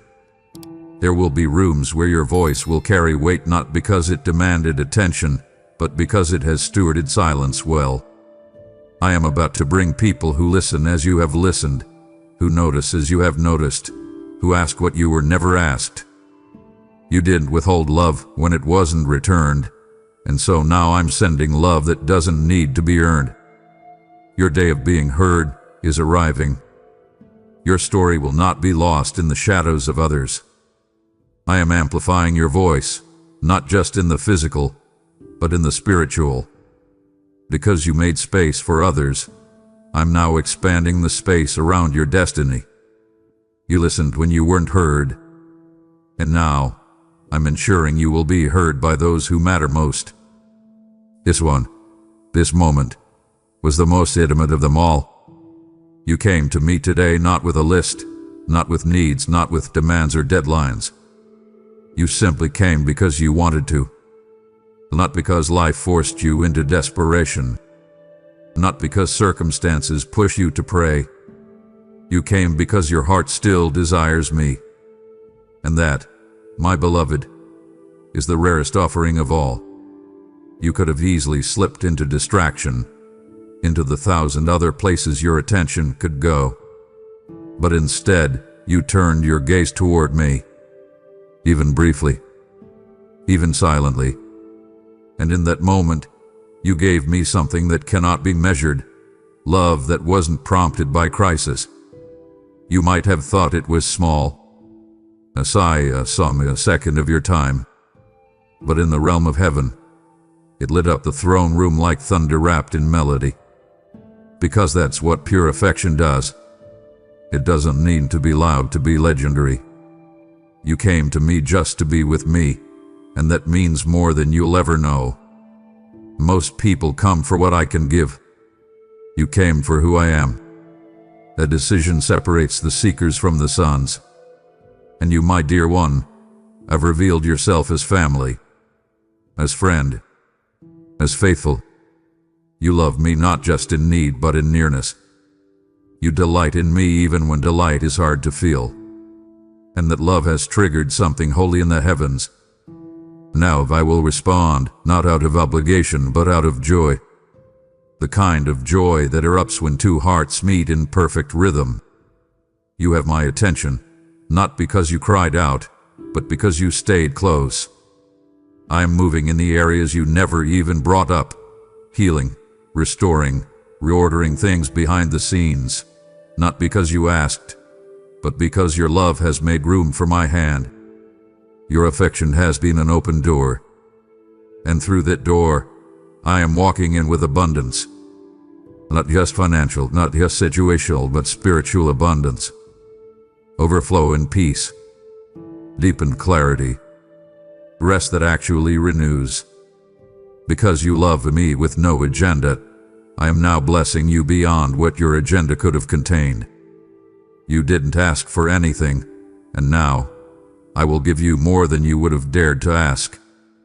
You made me smile today, not just with your faith, but with your willingness to carry my heart further. That smile can multiply. When you support this message, you're sending my voice to someone who's on the edge, someone I want to reach through your sacrifice. Every act of giving becomes manna for the soul, light in the prison, fire in the cold. I say this to you now. Those who sow in tears shall reap with songs of joy. Psalm 126:5. Don't let this moment pass like any other. Don't scroll past the chance to become a sower of glory. Click the super thanks. Join the membership, or release your gift through PayPal in the description below. Do it now, and watch me multiply what you release for souls you will never meet, but heaven never forgets. Before you scroll away, pause. I want you to mark this moment with your mouth. Right now, I invite you to declare in faith, God saw me today, and it made him smile. Let that confession echo through the atmosphere and into the future I'm shaping for you. If anything I spoke found your heart, say so in the comments, not for attention, but as a witness to your own awakening. There's power in declaring what's been revealed, and this moment has eternal weight. I smiled when I saw you. Now smile back by putting your faith in motion. And as you make that declaration, let the noise around you fade for just a breath. What you spoke wasn't imagination. It was truth stirring its way to the surface. You didn't merely hope that you made me smile. You touched something that was already real in my heart. This is where your confession meets my confirmation. So stay right here in this stillness and listen to me respond. I want you to pause right here, my child. Take a deep, slow breath and feel the truth of this moment settle over you. I am with you, and I have something profoundly simple to tell you. You made me smile today. I know what you've been thinking. You look at your life, you see the failures, the unfinished tasks, the times your spirit felt weak, and you wonder if you could possibly be a source of joy to me. Chatter that thought now. It is a deception that holds you in a small space, and I have called you to boundless freedom. Turn your gaze inward for a moment. Remember the very breath I breathed into you, the moment I etched your soul with a unique fingerprint of grace. Your existence is not an accident or some twist of luck. You are the finest piece of work I have ever created, meticulously fashioned with my own love and intention. Embrace this truth. Your life is a profound fulfillment of my loving purpose. When I look at you, I do not see a mistake. I see a masterpiece in progress, a destiny written on an eternal scroll. Do you remember that deep sense of unease you carried, that feeling of life slipping away from you, and how your spirit was searching for me? I was right there waiting. I saw the very first stirrings of your faith, those quiet moments when your heart began to turn toward my light. It was not a grand display, perhaps just a simple, honest whisper, but it sparked joy in the heavens. Feel the magnitude of that tiny seed of belief, that recognition of my presence, however small the flicker, send a current of elation directly to my heart. This is the transformative power of your simple belief. Recall the memory of your first sincere prayer, the one that broke through the external noise and came straight from the depths of your being. It didn't need to be eloquent. Your sincerity and intention were what truly mattered. Your prayer reached my throne, and I heard it. Not just the words, but the deep ache and longing of your heart. I cherish it when you talk to me, when you trust me enough to confide in me your feelings. That raw, honest plea for help, for light, for support. That is what I treasure. Your faith, as small as a mustard seed, is more than enough for your petition to reach me. And in that moment, when your spirit recognized its eternal home with me, when you understood that this is your sanctuary, the place where you can feel protected and filled with peace, my heart was utterly satisfied. I do not want you to live in fear, my child. Cease to be tormented by doubts and self-accusations. Your very existence, your being here, is proof of my commitment to you. Rise and prepare yourself. You have important tasks to fulfill. Your life is not about earning my favor. It is about simply accepting the love I have already bestowed upon you. Accept this love and let it fuel the courage and determination you need for the journey ahead. Trust in me completely, for nothing that happens escapes my notice, and I always want what is best for you. Begin to live again, knowing you are deeply and eternally cherished. My child, You do not understand the profound, unadulterated joy I feel when I witness the silent victories of your heart.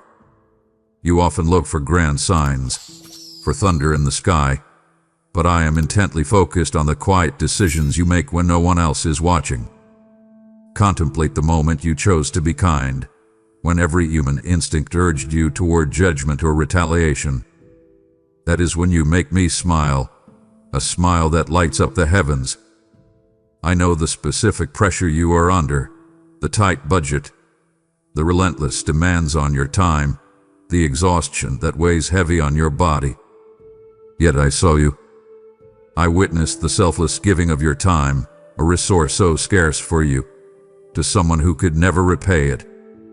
I saw the little bit of provision you shared, not out of surplus, but out of a generosity of spirit that mirrors my own.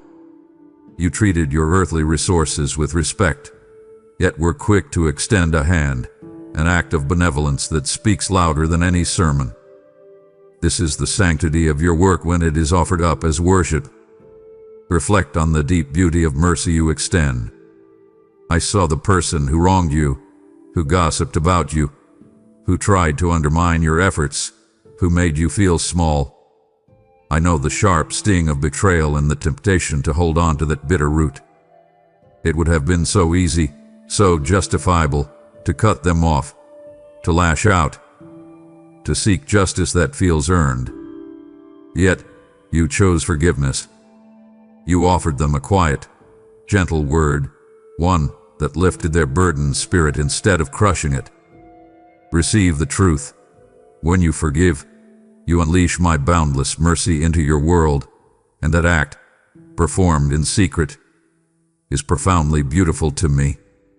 I see the world's harshness, the constant criticism and noise that seeks to dim your light. But I also see the spontaneous, unprompted act of love you perform, the meal prepared, the text sent, the quiet support given to a family member struggling with their own unseen burdens. This isn't ritual. This is the genuine outflow of your spirit, demonstrating a pure, holy affection. This deliberate effort to separate your heart from the fleeting things of the world and choose kindness, that is the hallmark of a champion. Let my pleasure settle in your soul. I am delighted when I see my divine nature, my patience, my kindness, my self-control, reflected in your actions. You are not defined by the world's empty demands or by the fleeting opinions of others. You are defined by the love you choose to show when it is the hardest path to take. Cast off the heavy burden of trying to be perfect for me. Just be a vessel for my compassion. Walk forward in confidence, knowing that your gentle nature and good deeds are recorded with eternal significance. Keep your heart pure. Maintain a generous heart. Focus on me. Every small act of compassion is a miracle I am working through you. My precious one, the world demands that you be self-sufficient, that you clench your fist and control every outcome. But I know the exhaustion, the heavy load of that demand, and the fear it breeds. Do you feel that knot in your stomach when you look at your finances, when you worry about the security of your family, or when the pressure at your job feels like a crushing weight? That feeling is not from me. I want to undo it with you, right now. The profound trust you show when you finally open your hands and release control to my perfect plan, that is a display of supernatural strength that moves my heart. Your decision to choose faith over crippling fear, over the anxiety about tomorrow that tries to steal your peace, that is a genuine and powerful act of supernatural resolve. Declare your belief in me now. Reject the notion that your strength is found in your exertion. I know you have carried that heavy burden for too long, a past mistake, a chronic worry, an unspoken tension in your family that keeps you awake at night. See the cross now. Lay that heavy burden down at the foot of it. Take a deep breath, a deep spiritual breath. Exchange your self-sufficiency, that belief that you must fix everything on your own, for dependence on my grace. Do not let your emotions overcome you. That is the moment my redemptive power is fully unleashed in your situation. The world tells you that stillness is weakness, but I call you to a quiet strength. Choose to be still right now and simply know that I am God. This is the greatest confidence you can possess, a tranquility that surpasses all understanding, even amidst the tempest. Do not be afraid of the silence, for that is where my guiding voice can be heard most clearly. My child, I will always provide for you. But sometimes my provision is not what you expected. It might look like wisdom to simplify your life instead of an immediate increase in wealth. It might look like patience to endure a difficult period instead of an instant rescue. Accept my provision, even when it surprises you. Trust that my timing is impeccable, never too late or too soon. This affirmation of my sovereignty is a beautiful act of worship that brings a deep satisfaction to my heart.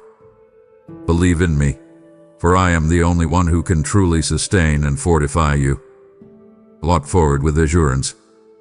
Remain steadfast in your resolve. I will resolve your problems and dispel your fears.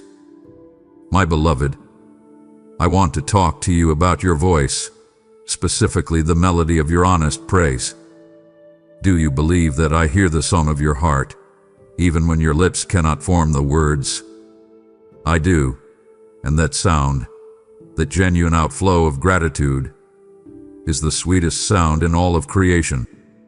I am not impressed by ritual or religious performance. I am focused on the pure delight in hearing your psalm of thanksgiving rise, even through tears. I know the exact circumstance that threatens to suffocate your joy, that chronic illness, the unexpected troubles, the betrayals that left you hurting. Yet, when you choose, in the midst of that pain, to lift your hands and declare my goodness, that hallelujah is a spiritual weapon that shatters the enemy's darkness. My ears are attentive to that sincere declaration spoken in your daily life, in the cramped car, in the quiet of your kitchen, in the silence of your soul. I hold a genuine smile when you declare my goodness publicly, when your life becomes a powerful witness that my reality is true. Speak my name with reverence. Do not let the world silence you. Your worship should be a genuine outflow of your spirit, a spontaneous combustion of love and thanks, not merely a prescribed ritual. Remember that I watch over you, sending my angels to keep you safe from the fears that come at night, allowing you to wake up with the energy to face and overcome each day's hurdles. Focus on the quiet reverence you show for my holy word and its truth. It is your compass, your map, the source of unshakable certainty in a world of shifting sands. Immerse yourself in the scriptures. When you speak my words, you are proclaiming the victory of my Son, the ultimate truth that sets your soul free. Keep that word close. Nourish your soul with the wisdom found in my word, for therein lies all you need to forge ahead. I desire your continued pursuit of holiness, your willingness to grow in wisdom and understanding. Choose joy. Rise with courage. Declare your liberation. Hold out of hope. Walk with assurance. Your voice, raised in honest praise, releases miraculous power into your circumstances. Feel that inner fire I have ignited within you. Let that fire consume all barriers. My child, I know you face shadows, not just spiritual darkness, but the very real, cold, tangible fear that comes with life's unexpected tests. I see the unforeseen challenges and the unspoken worries that try to ensnare your mind. I know that feeling of walking through a valley where you cannot see the path ahead, where the unknown looms large. The great comfort I find is in your decision to hold my hand through that storm. Cling to me, even when your fingers are weary and your grip feels weak. Believe me when I say that your reliance on my promise, even when your eyes cannot see the next step, is a testament to a courage that shames the adversary. Be aware and astute. Do not fear what others may bring. I am watching the resilience of your spirit as the world seeks to crush it with heavy loads and betrayal. I see you endure trials and tribulations that were never meant to be yours.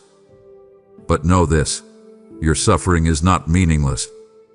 When you offer it to me, when you choose to find me in the midst of the pain, your trial is sanctified and takes on a higher, redemptive purpose.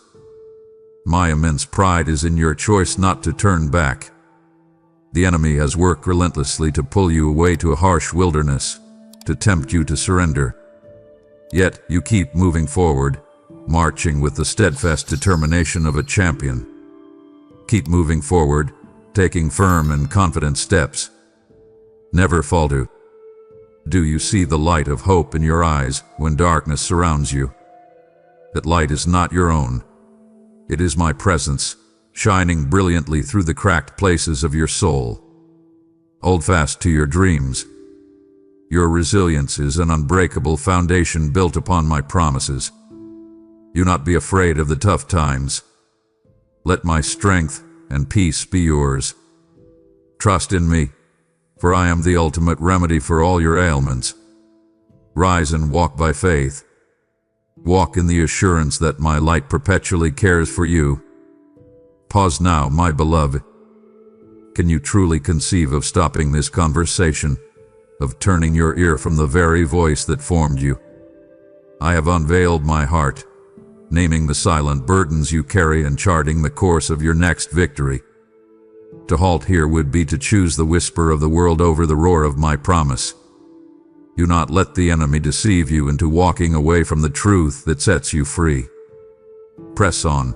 Your resilience is a sight that fills me with profound pride, and I have so much more to tell you. You are too close to victory to falter now. My child, I have called you to an uncommon life. While the world chases fleeting pleasures and trivial pursuits, my heart is captivated by your sincere hunger for truth. Refuse to be led astray by the allure of the temporary. I feel immense pleasure in your desire for wisdom, the wisdom contained, not in the noisy opinions of men, but in my holy scripture. Be diligent. Embrace the discipline you exercise to grow in holiness and understanding. I smile when you are careful with your tongue and your integrity, even in the small, unheralded duties of life. I see the discipline you employ to filter what enters your consciousness, ensuring your thoughts are focused on what is true and excellent. Reject destructive self-thought. I notice when you pause your busy life and the relentless demands of your schedule to seek my face in prayer. This dedicated time is not a formality. It is an intimate engagement that fuels your spiritual life. Bring me your requests. Listen intently. Your unwavering commitment to this practice is a sign of your loyalty that I will reward. The delight of sharing new revelations of my character with you is something I look forward to every day. The wisdom you gain in reflecting on a past mistake with humility only serves to accelerate your growth. I want you to know me more intimately than you know the world, its trends, or its demands. Surrender your heart entirely. Live by my teachings. Refuse to settle for a surface understanding. My child, let your heart be stayed on me. Your deliberate effort to separate your heart from the fleeting things of the world is a powerful witness. Walk firmly in my path. Be mindful of your actions and your words. Do not be ashamed of your hunger for holiness. This profound transformation that occurs in the hidden, secret place of your heart is the ultimate fulfillment of my creative purpose for your life. Walk in my guidance. Continue with courage. Trust in me. My child, look at me now. Do not shrink back from this moment. I know the feeling that clutches at your spirit after a spiritual fall, that heavy blanket of guilt, the voice of accusation whispering that you are a failure, that you have lost all the progress you made. Chatter that lie. That feeling of being beaten down is a subtle, corrosive enemy, but I have already won this battle for you. Reject the notion that you must walk around covered in the mud of your past mistakes. The The divine satisfaction I feel is not in your perfection, but in seeing you rise immediately after a spiritual stumble. Witness the sheer courage it takes for a human heart to confess a fault and seek true repentance. I know that moment is fraught with vulnerability, that you fear my judgment. But I am not here to pass judgment. I am also your friend. I am here to rescue you. Your confession, spoken from a place of humility and sincerity, filled the heavens with joy. Do you feel that spark of your soul? It is my Holy Spirit descending, a gentle dove of peace, love, and joy. Turn your gaze away from the past. Refuse to be defined by what happened yesterday or even 5 minutes ago. Your determination not to be defined by past mistakes is the unbreakable spiritual resolve I cherish. The memory of your misstep, the painful conviction that accompanies it, is not meant to keep you bound. It is meant to serve as a beacon, guiding you back to the sweetness of my path. Choose to try again, immediately.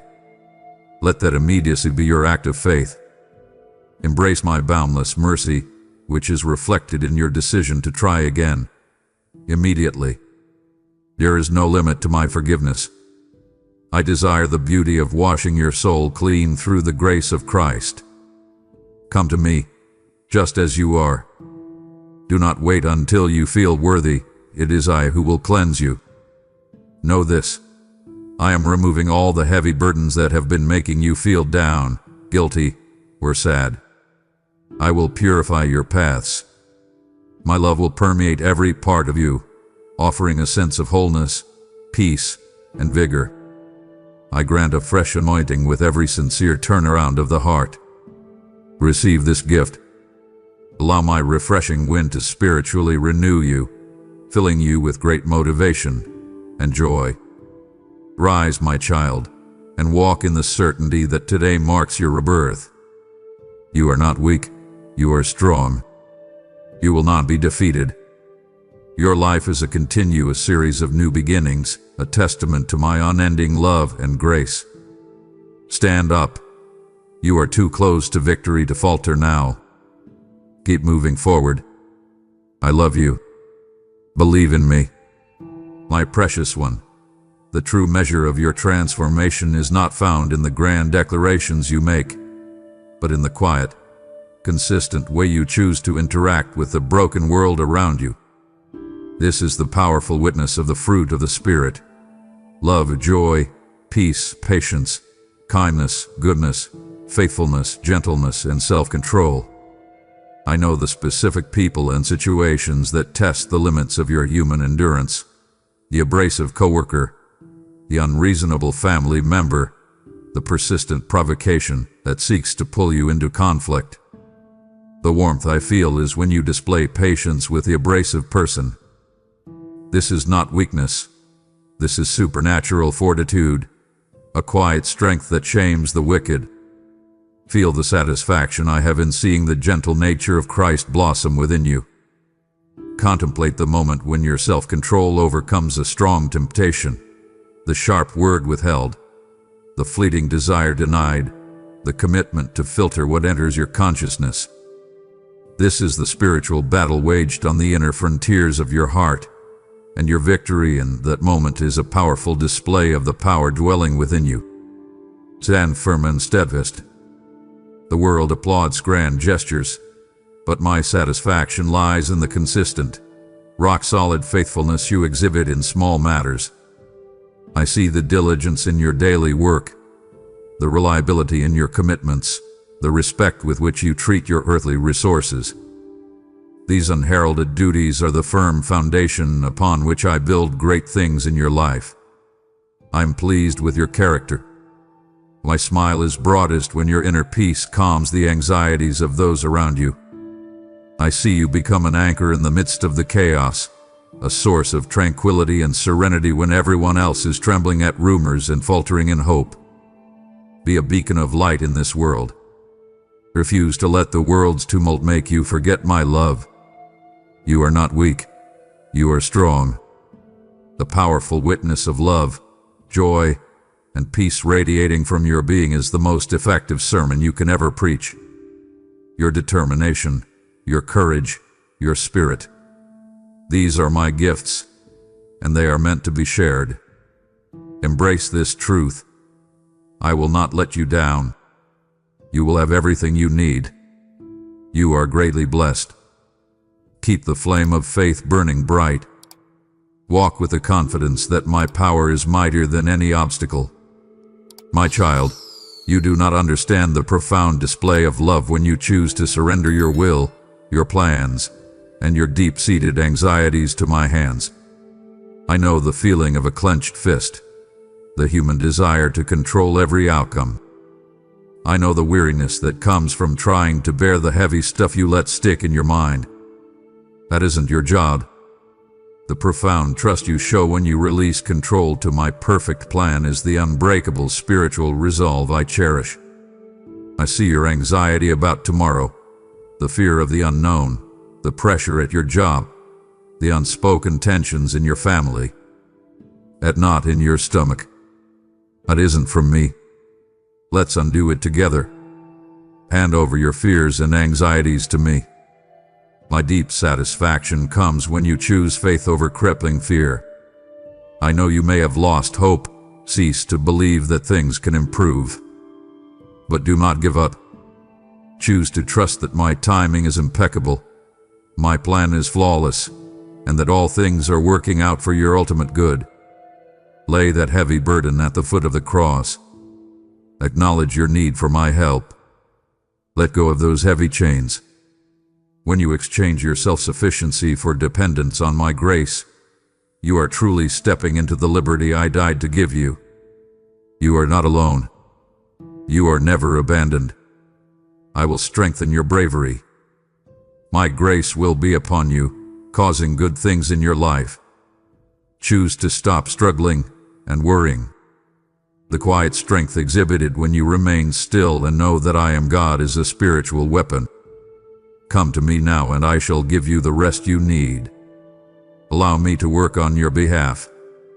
This stillness is not passive resignation. It is active, confident trust.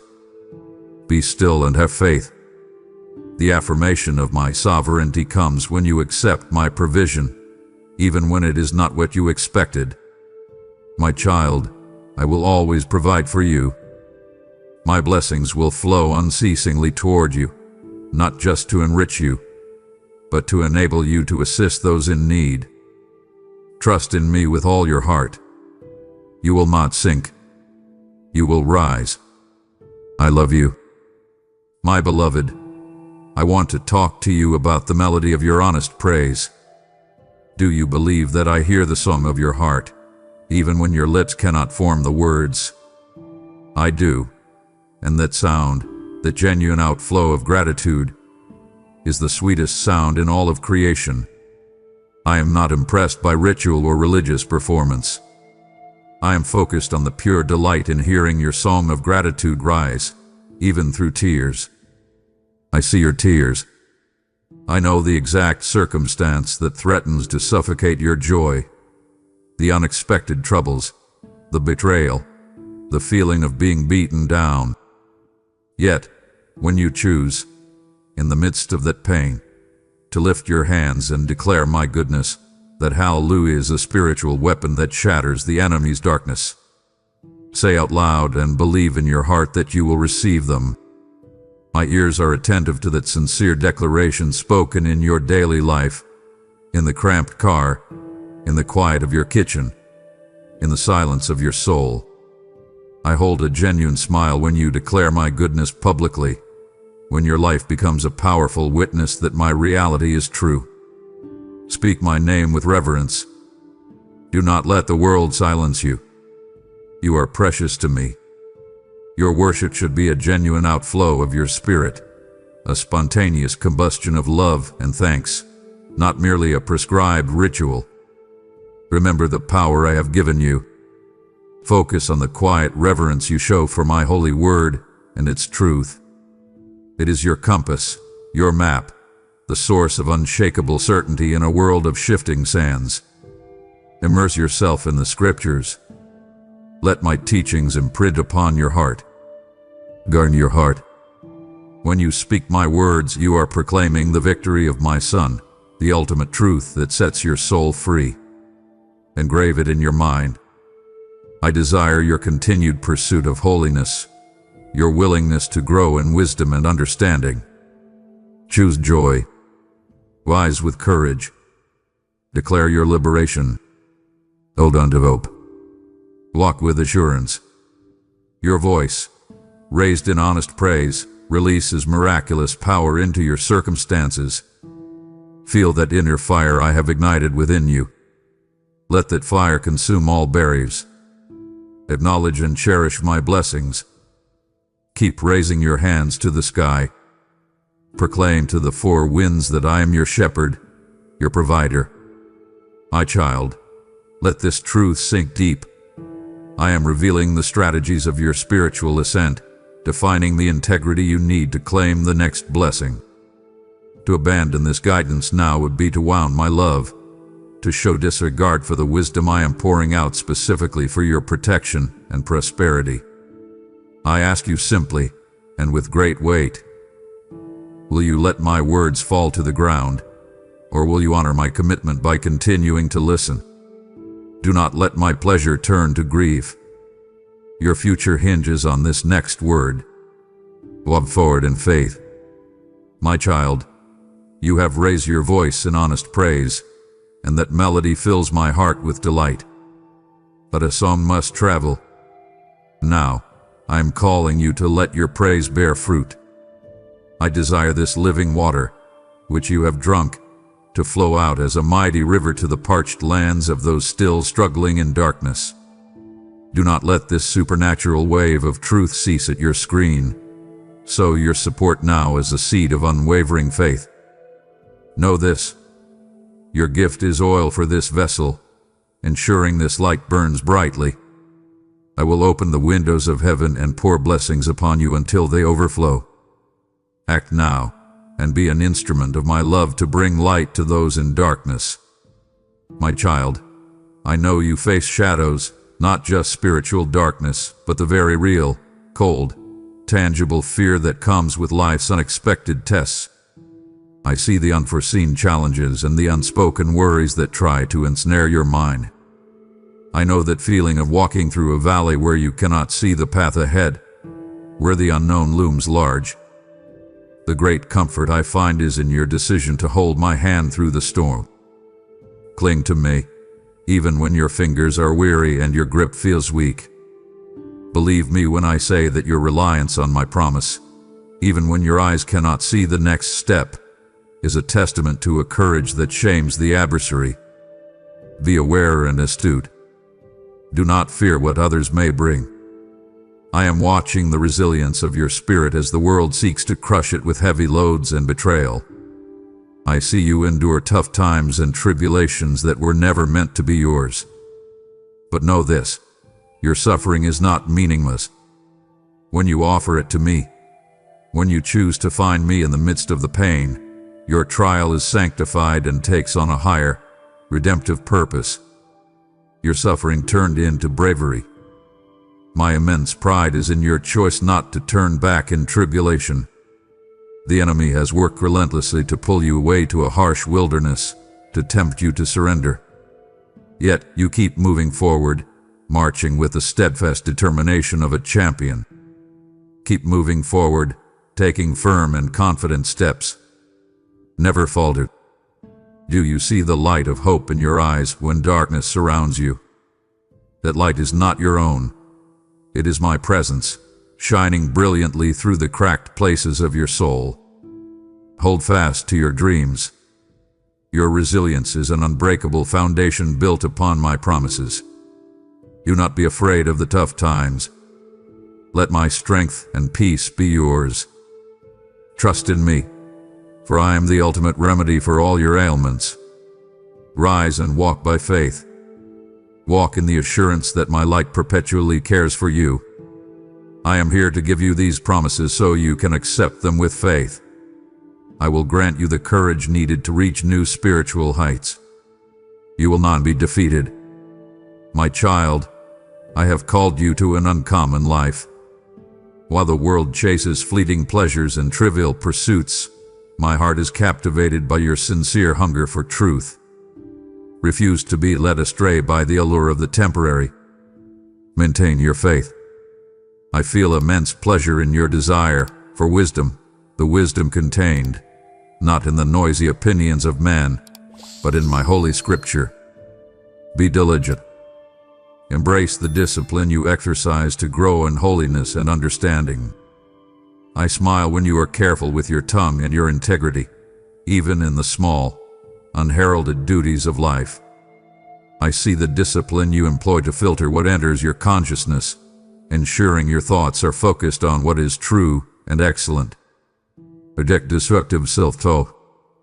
I notice when you pause your busy life and the relentless demands of your schedule to seek my face in prayer.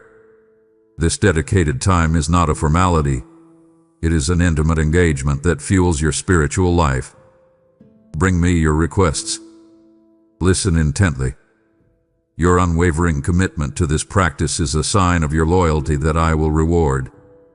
The delight of sharing new revelations of my character with you is something I look forward to every day. The wisdom you gain in reflecting on a past mistake with humility only serves to accelerate your growth.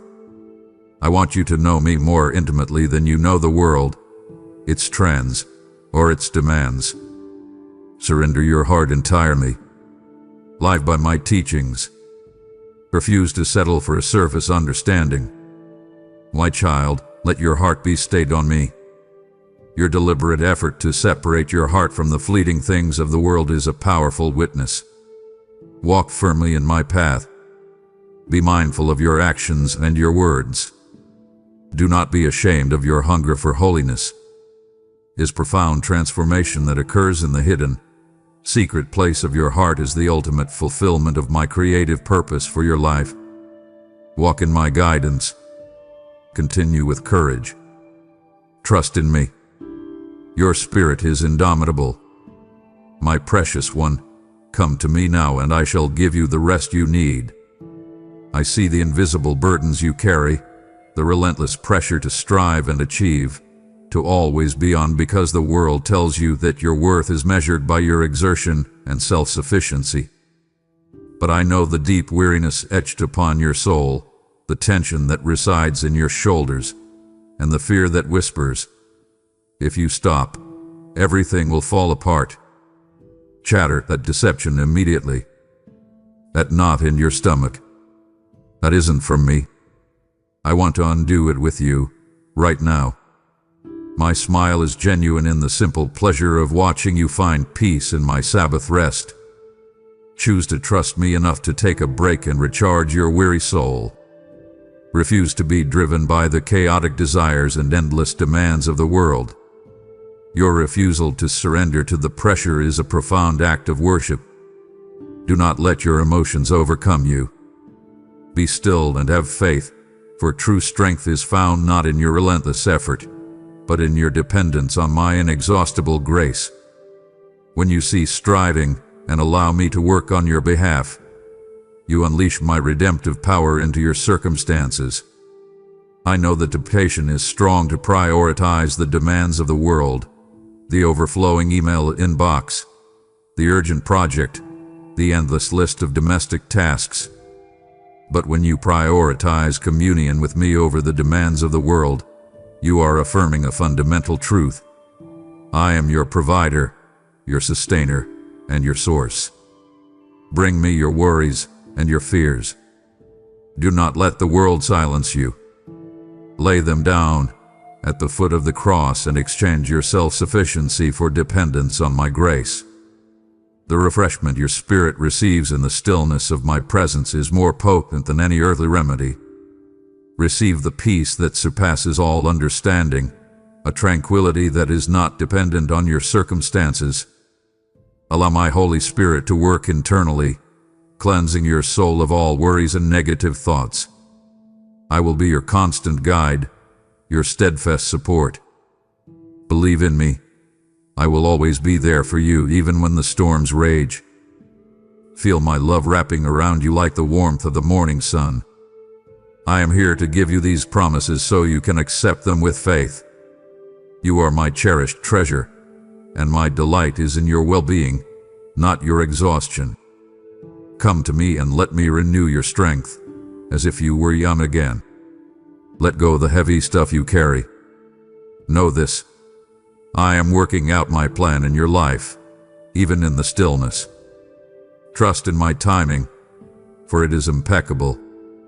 Walk forward in confidence, remembering that my grace is your most powerful resource. Keep the flame of faith burning bright. I will grant you the courage needed to reach new spiritual heights. Rest now, my child. You have my peace. My child, look up. Look ahead.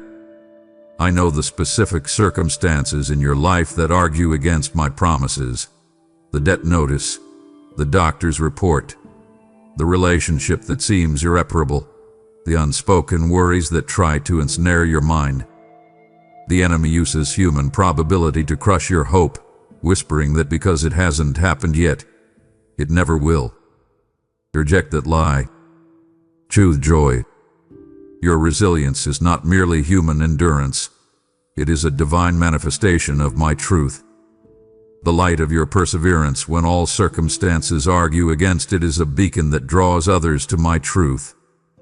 I know that feeling of long waiting, the sheer spiritual grit it takes to hold on to a promise when the proof is nowhere in sight. But I am the God of the impossible. I will resolve your problems and dispel your fears. I have a plan for you filled with promise, not for despair or loneliness. My eternal commitment to you is reflected in your refusal to give up. Never falter. Never turn back. Your determination shames the wicked and unleashes my power. Do not lean on human probability. Choose to hope in my promises instead. My holy word is your anchor, the unshakable certainty in a world of shifting sands. Immerse yourself in it daily. When you declare that your hope is in me, you are proclaiming that my word transcends time and circumstance. Feel the supernatural fortitude that belief instills in your soul. The beauty of a heart that believes for the miracle, even after long waiting, is a sight that delights me utterly. Your steadfast hope becomes an anchor for the faith of others. I see the people in your life who watch you, who take courage from your composure and your refusal to surrender to despair. You are a child of the Almighty God, and your faith is a powerful witness that my reality is true. Let your life itself become a silent, powerful testimony of my reality. Be a beacon of light in this world. My profound joy is birthed when you declare that your best days are still ahead with me. This is a bold affirmation of my sovereignty, a confidence that shatters the enemy's darkness.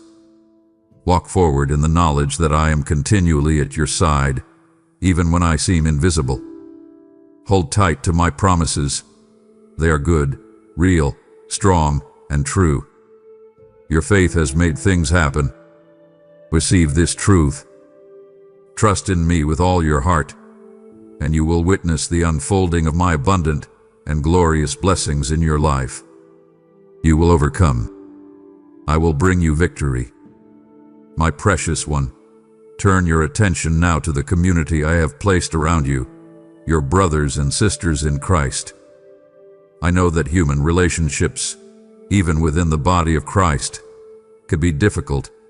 They are often fraught with unspoken tensions, petty jealousies, and the sharp sting of betrayal. Yet, it is within this imperfect fellowship that my glory is often revealed most brightly. My delight is in seeing the unity and grace displayed in your fellowship with other believers. Do not let the enemy ensnare you by causing you to focus on the faults and shortcomings of others. Refuse to be led into judgment or gossip. I smile when you actively build up and encourage another's faith. When you offer a gentle word that lifts a burdened spirit, and when you choose mercy over the impulse to judge. The gentle word you speak is a reflection of my love flowing directly through you. I cherish seeing you pray earnestly for your brothers and sisters in Christ, even those you do not know personally, or those who have wronged you. Your earnest prayers move my hand and alter eternal destinies.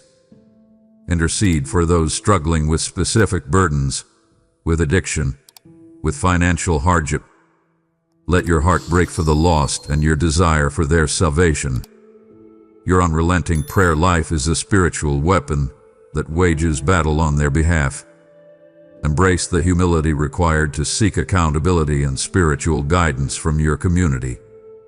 Do not walk alone. Do not try to fix everything on your own.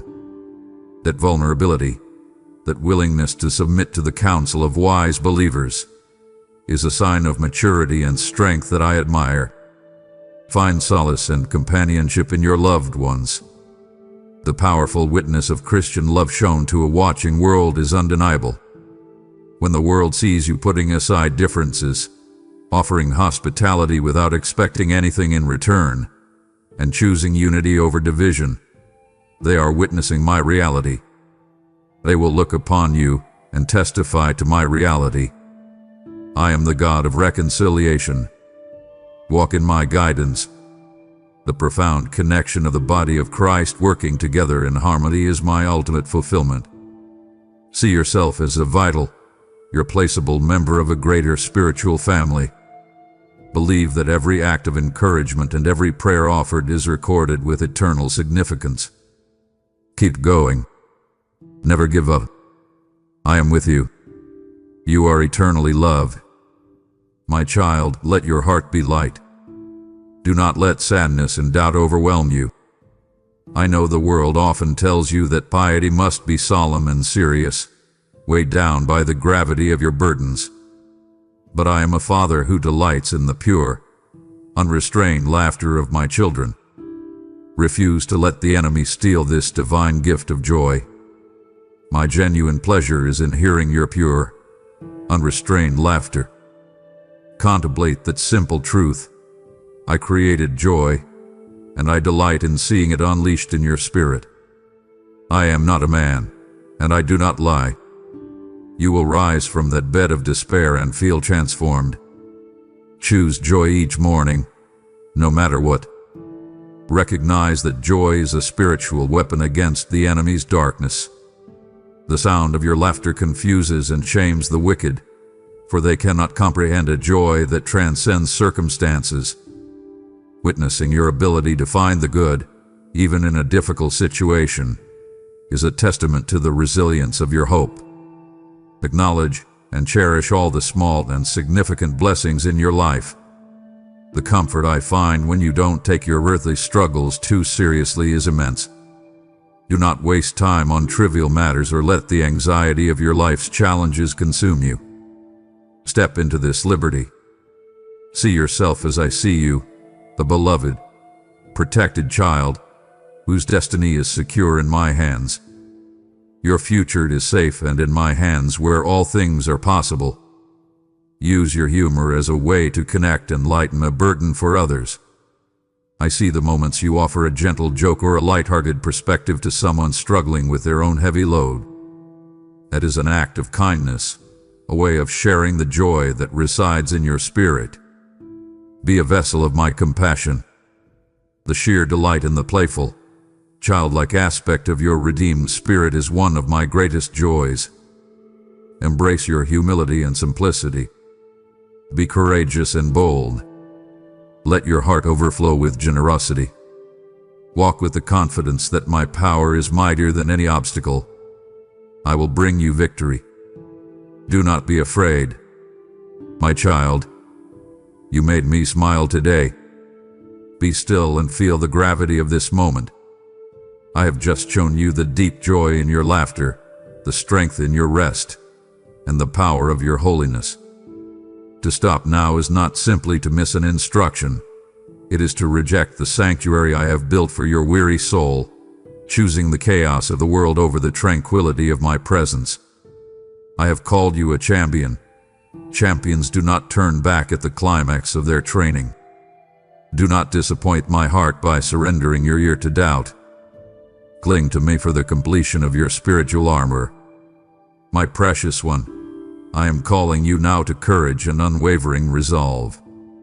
I know the path I have set before you is not the easiest.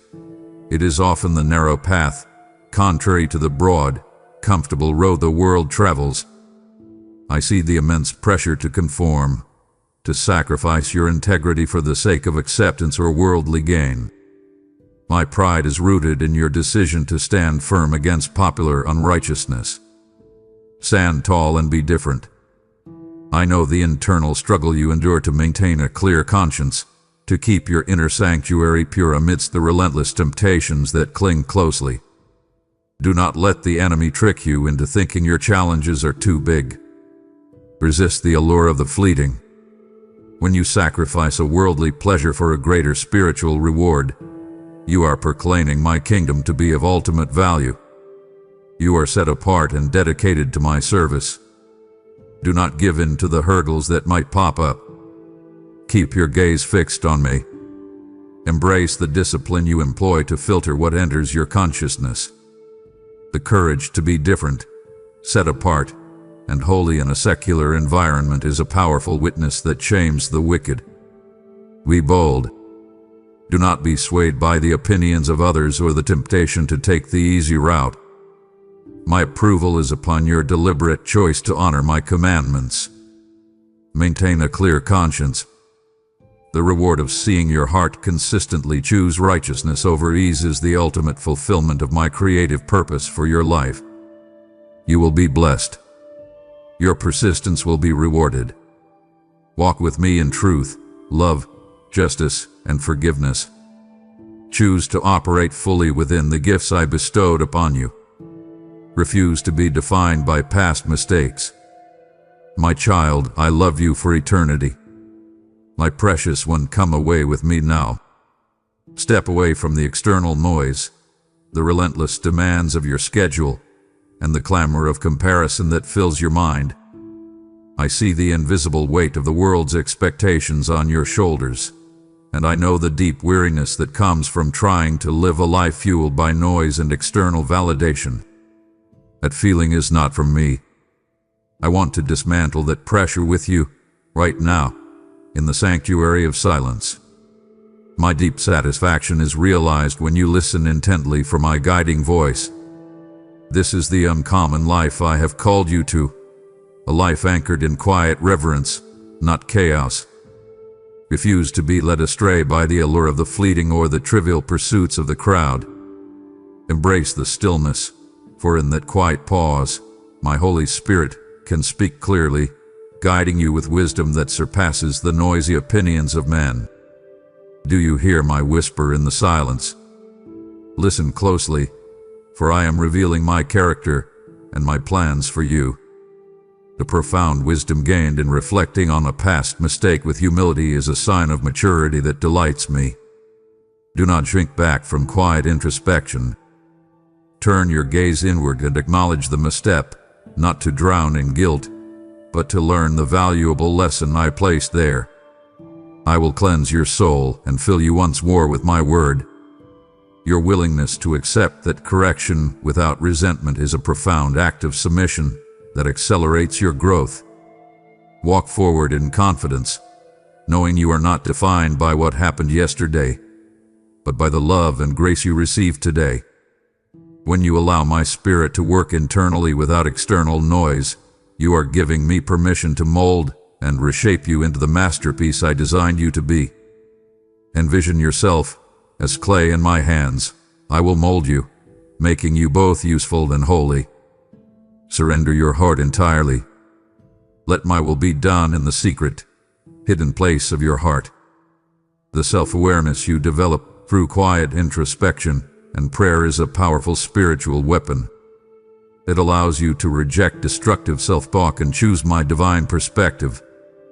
I smile when you deliberately filter what enters your consciousness, focusing your thoughts on what is true and excellent. Guard your heart and protect the purity of your inner sanctuary. Your spirit is indomitable when your mind is stayed on me. My deep delight is in your desire to know me more intimately than you know the world. Prioritize communion with me over the relentless demands of the world. Walk with me in truth and light, seeking the wisdom contained in my holy scripture.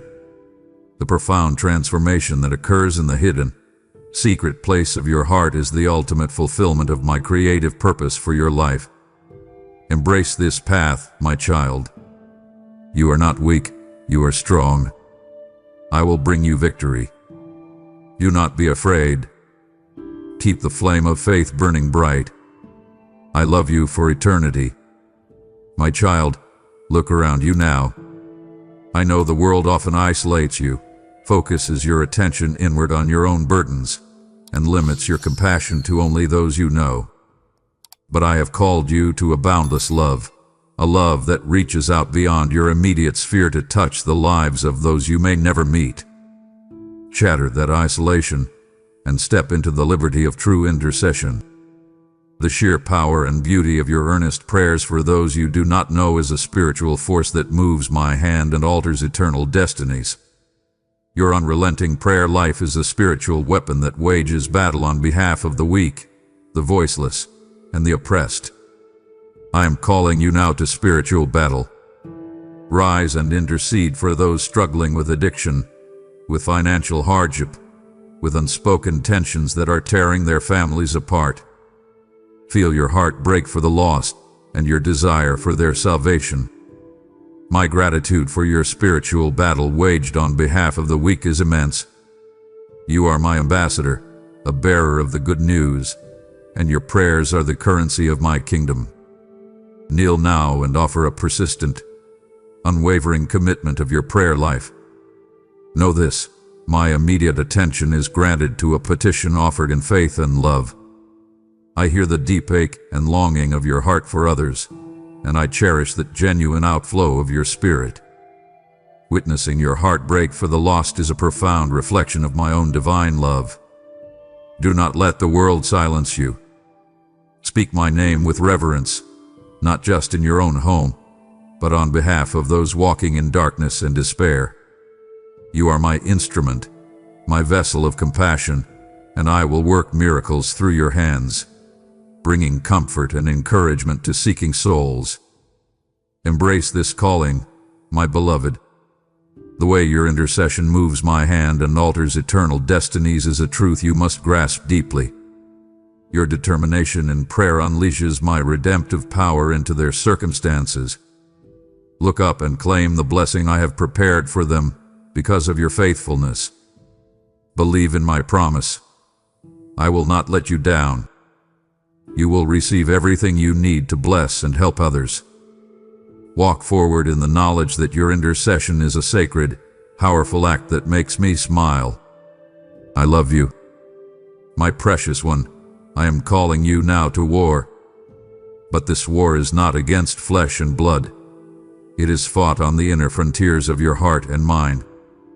The enemy seeks to ensnare you with destructive self-talk, with accusations that whisper you are worthless, and with fear of the future that tries to steal your peace. Reject that lie. Shatter that deception immediately. That knot in your stomach. That isn't from me. I want to dismantle it with you, right now. The discipline you employ to filter what enters your consciousness is a supernatural strength that delights me. Refuse to surrender to the endless stream of negative news, trivial pursuits, and the clamor of comparison that weakens your spirit. Choose to focus your thoughts on what is true and excellent. Be diligent in this, for what you allow and will ultimately determine the direction of your life. I am here to guide you to truth. My joy is immense when you reject destructive self-talk and choose my divine perspective. I will strengthen your conviction so you will no longer live in fear. Cast down every argument and imagination that tries to exalt itself against my truth. You are a child of the Almighty God. You are my greatest creation, and your value is immeasurable. Do not let the world silence you. Speak my name with reverence and declare your victory over the darkness. The commitment to protect the purity of your inner sanctuary is a powerful witness of your loyalty to me.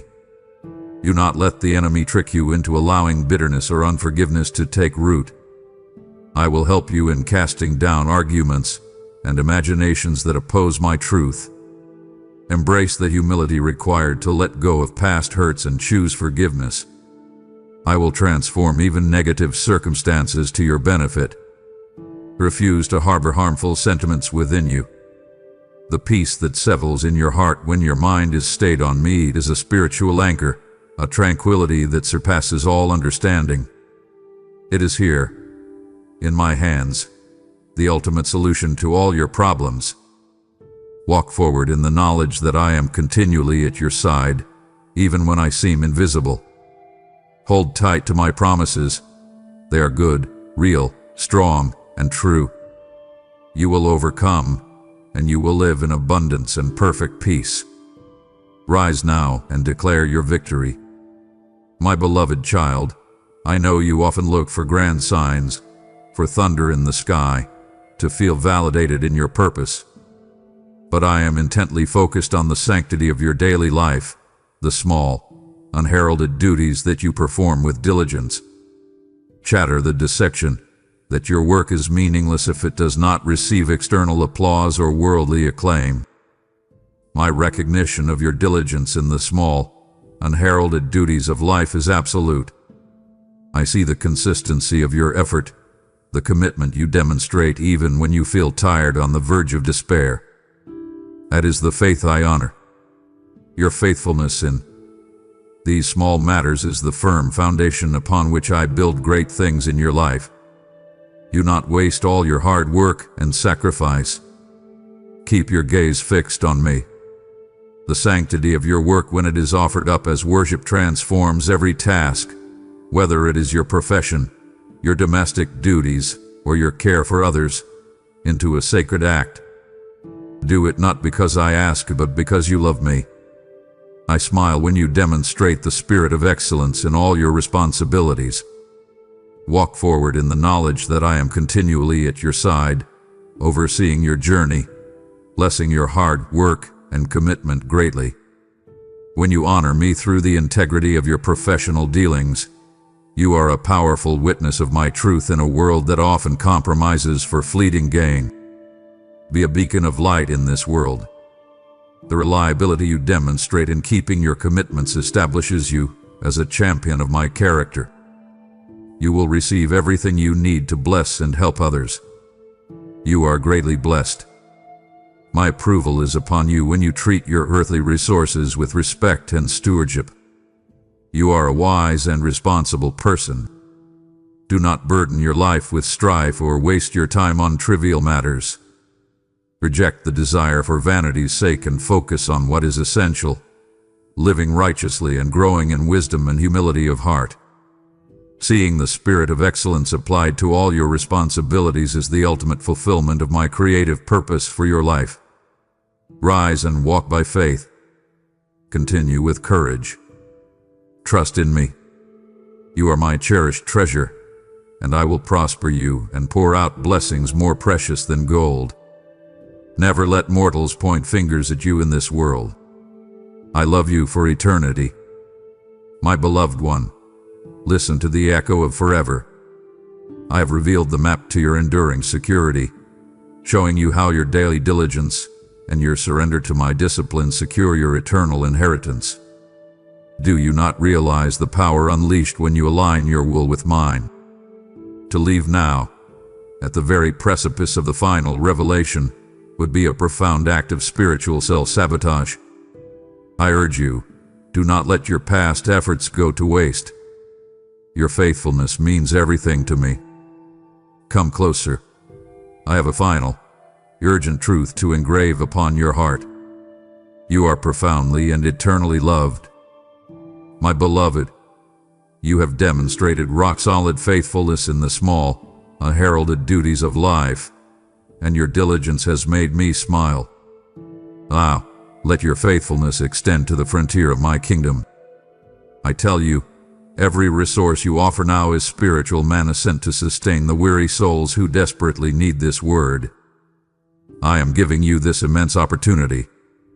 As you sow into this work, I will multiply your provision and your peace 100-fold. Your blessing will be so numerous that your hands will not be able to contain them. Let your life itself become a powerful testimony.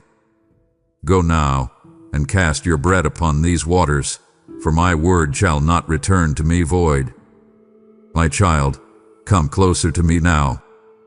I know that when I speak of discipline, the voice of accusation tries to convince you that I am angry, distant, or planning punishment. Chatter that thought. I am not angry nor am I distant. My discipline is not condemnation. It is an act of profound, protective love that guides you toward the holiness I designed you for. The maturity shown when you accept correction without resentment is a display of supernatural strength that fills my heart with satisfaction.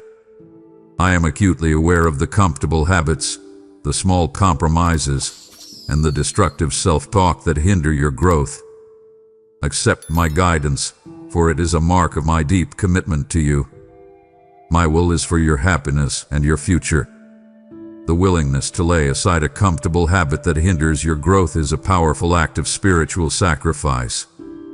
Do not hesitate to make that difficult choice. Refuse to be defined by what is easy or popular. Walk forward in the courage to be different, set apart, and holy. You will not be defeated. When you realize my discipline is always for your ultimate good and holiness, you are aligning your heart with my divine perspective. Embrace the correction, for it is making you stronger, wiser, and more prepared for the great blessing I have prepared for you. Your trials have prepared you. Your moment has arrived. My heart's reward is when you yield quickly to the conviction of my spirit. That immediacy is a sign of your loyalty and unwavering commitment to me. Do not let pride blind you. Humbly accept the guidance, and watch as the accelerated growth follows your submission to my authority. Your life is about to change. The accelerated growth that follows an act of submission to my authority is the ultimate fulfillment of my creative purpose for your life. I will guide you and provide you with the comfort and strength you need to overcome all the challenges that you face each day. Trust in me with all your heart. You will overcome. I love you for eternity. My precious one, come closer to me now. I know that when you look at the world, you see a path of compromise, and you hear voices urging you toward ease and popular unrighteousness. But within you, I have planted a divine yearning, a deep, persistent hunger for holiness. This is the path of a champion, my child, and it is a desire that fills my heart with profound delight. Refuse to settle for less than the consecration I designed you for. Embrace your yearning to be set apart and truly dedicated to my service. This isn't about rigid rules or external display. It is about an internal purification of motive and intent that you strive for every single day. I see the quiet, hidden choices you make to reject the temptations that cling closely, the sharp word you withhold, the fleeting desire you deny, the destructive self-talk you cast down. These are the unheralded duties of the Spirit, and they are recorded with eternal significance. Keep your gaze fixed on me, for your commitment to holiness shames the wicked. The most beautiful reflection I see is when your greatest desire is to reflect the sinless nature of my Son. Believe me when I say that this is the ultimate fulfillment of my creative purpose for your life. Turn your gaze away from the past and refuse to be defined by what happened yesterday. Your desire to walk in the light as I am in the light is a powerful witness of your loyalty and unwavering commitment to me. Be a beacon of light in this world, my child. Choose to actively flee from the temptations that cling closely. Do not hesitate to make that difficult choice to lay aside a comfortable habit that hinders your growth. Walk forward in the courage to be different, set apart, and holy in a secular environment. I will strengthen your convictions so you will no longer live in fear. My approval is upon your deliberate choice to honor my commandments. Stand firm and steadfast, for I am your protector, and you will not be defeated. I grant you the wisdom to filter what enters your consciousness, ensuring your thoughts are focused on what is true and excellent. Guard your heart and protect the purity of your inner sanctuary. Your persistence will be rewarded. The beauty of a life consistently striving for moral and spiritual purity is a sight that delights me utterly. I will transform even negative circumstances to your benefit. Embrace this calling, my beloved. You are my ambassador, a vessel of my compassion, and I will work miracles through your hands. You are cherished, valued, and infinitely loved by me. I love you for eternity. My child, look at me now. Do not let the world's tumult or the whispers of accusation shake your foundation. I know the enemy seeks to ensnare you with doubt, pointing to your imperfections and asking, "Are you truly secure?" Chatter that lie. Your security is not based on your performance. It is anchored in the finished, eternal work of my Son. The sheer power of your declaration that nothing can separate you from my love is a spiritual force that shames the adversary. Receive this truth. Neither sword nor famine, illness nor conflict, danger nor distress can separate you from it. You are more than a conqueror in all these things. Walk forward in the knowledge that my love for you is boundless, eternal, and unchanging. I will strengthen your conviction so you will no longer live in fear. My joy is in your confidence that your salvation is secure in Christ. Rest now in the knowledge that you are forgiven and restored because my Son gave himself on the cross and rose with power so that you could have eternal life. You are not defined by past mistakes.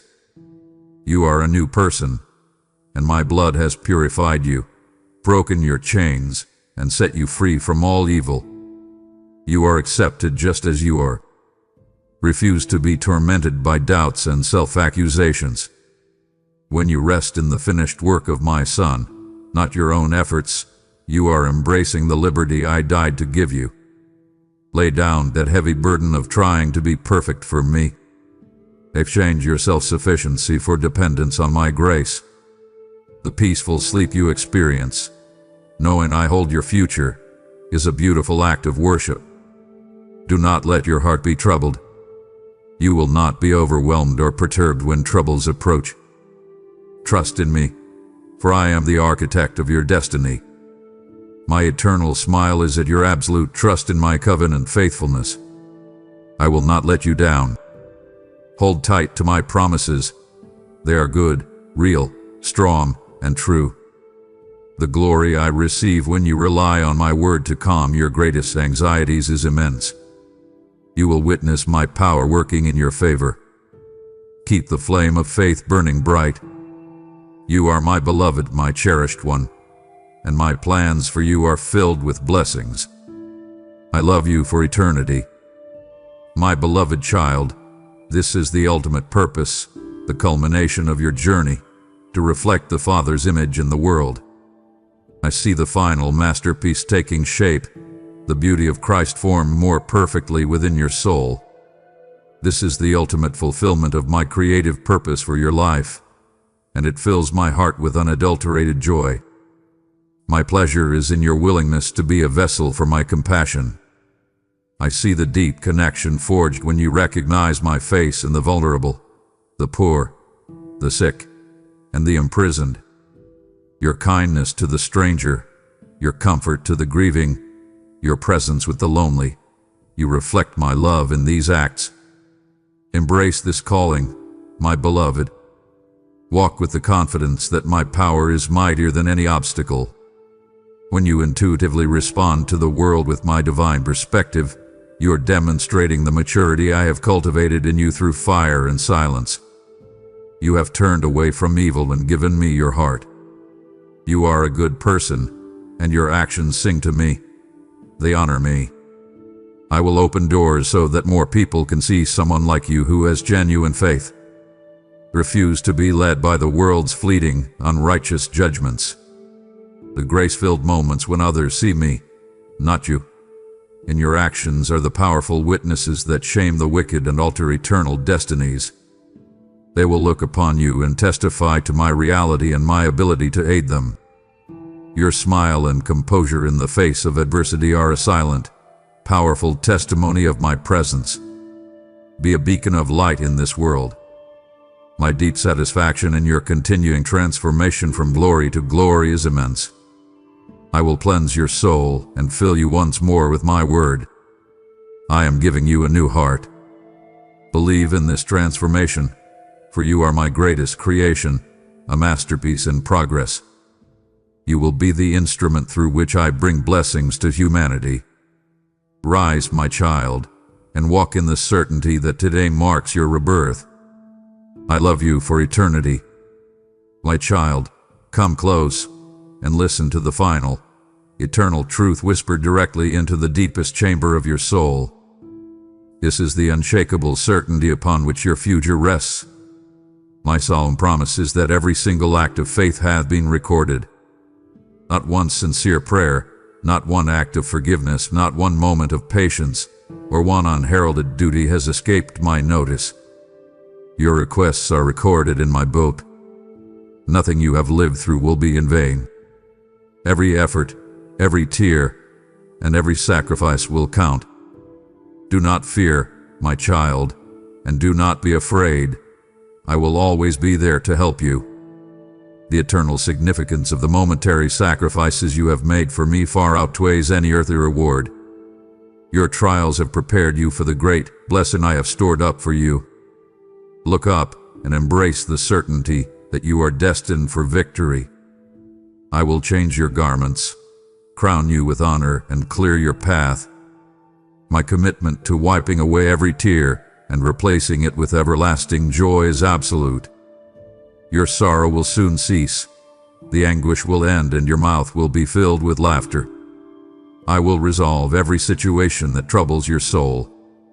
You will witness great miracles in your home and understand the purpose I have for each of you. Hold tight to my promises. They are good, real, strong, and true. The anticipation of the day I welcome you fully into your inheritance is the highest joy of my heart. You will receive everything you need, even to bless others. You will be welcomed and receive eternal life, complete happiness and enduring joy with me. My continuous, unending smile that my love for you has already birthed is reserved for you. My child, receive this truth now and engrave it in your mind. My child, you are profoundly and eternally loved. You are my beloved, my cherished one, and nothing can ever separate you from my love. Walk forward in the knowledge of this unshakable certainty. I love you for eternity. My precious one, the fruit of the Spirit blossoms in your soul, a powerful witness that brings me profound joy. Now, let this joy fuel the mission of redemption. Your decision to share this word is a divine appointment. It is the spark that ignites faith in hearts still trapped in the shadow. I command you, be bold. Support this work and I will empower you to defeat all evil. I will grant you favor and a rich life. See this now. The hand that gives is the hand I protect, and you shall be a champion among champions. Declare your loyalty. Support this truth today and witness the unfolding of my miraculous, abundant blessing in your life. My child, our conversation does not end here. In the quiet of your listening, the truth you have received must now be declared into the atmosphere of your life. I am calling you now to action, to make this truth a testimony that shames the wicked and alters your destiny. Refuse to keep this moment captive in your heart. Unleash the miraculous power of your voice. Go now, and beneath this very word, declare your unshakable resolve by writing this one truth. Father, I made you smile today, and my victory is secured in your love. Rise and walk by faith, and watch how I honor your courage and reward your commitment by unfolding the great blessing I have prepared for you. Amen.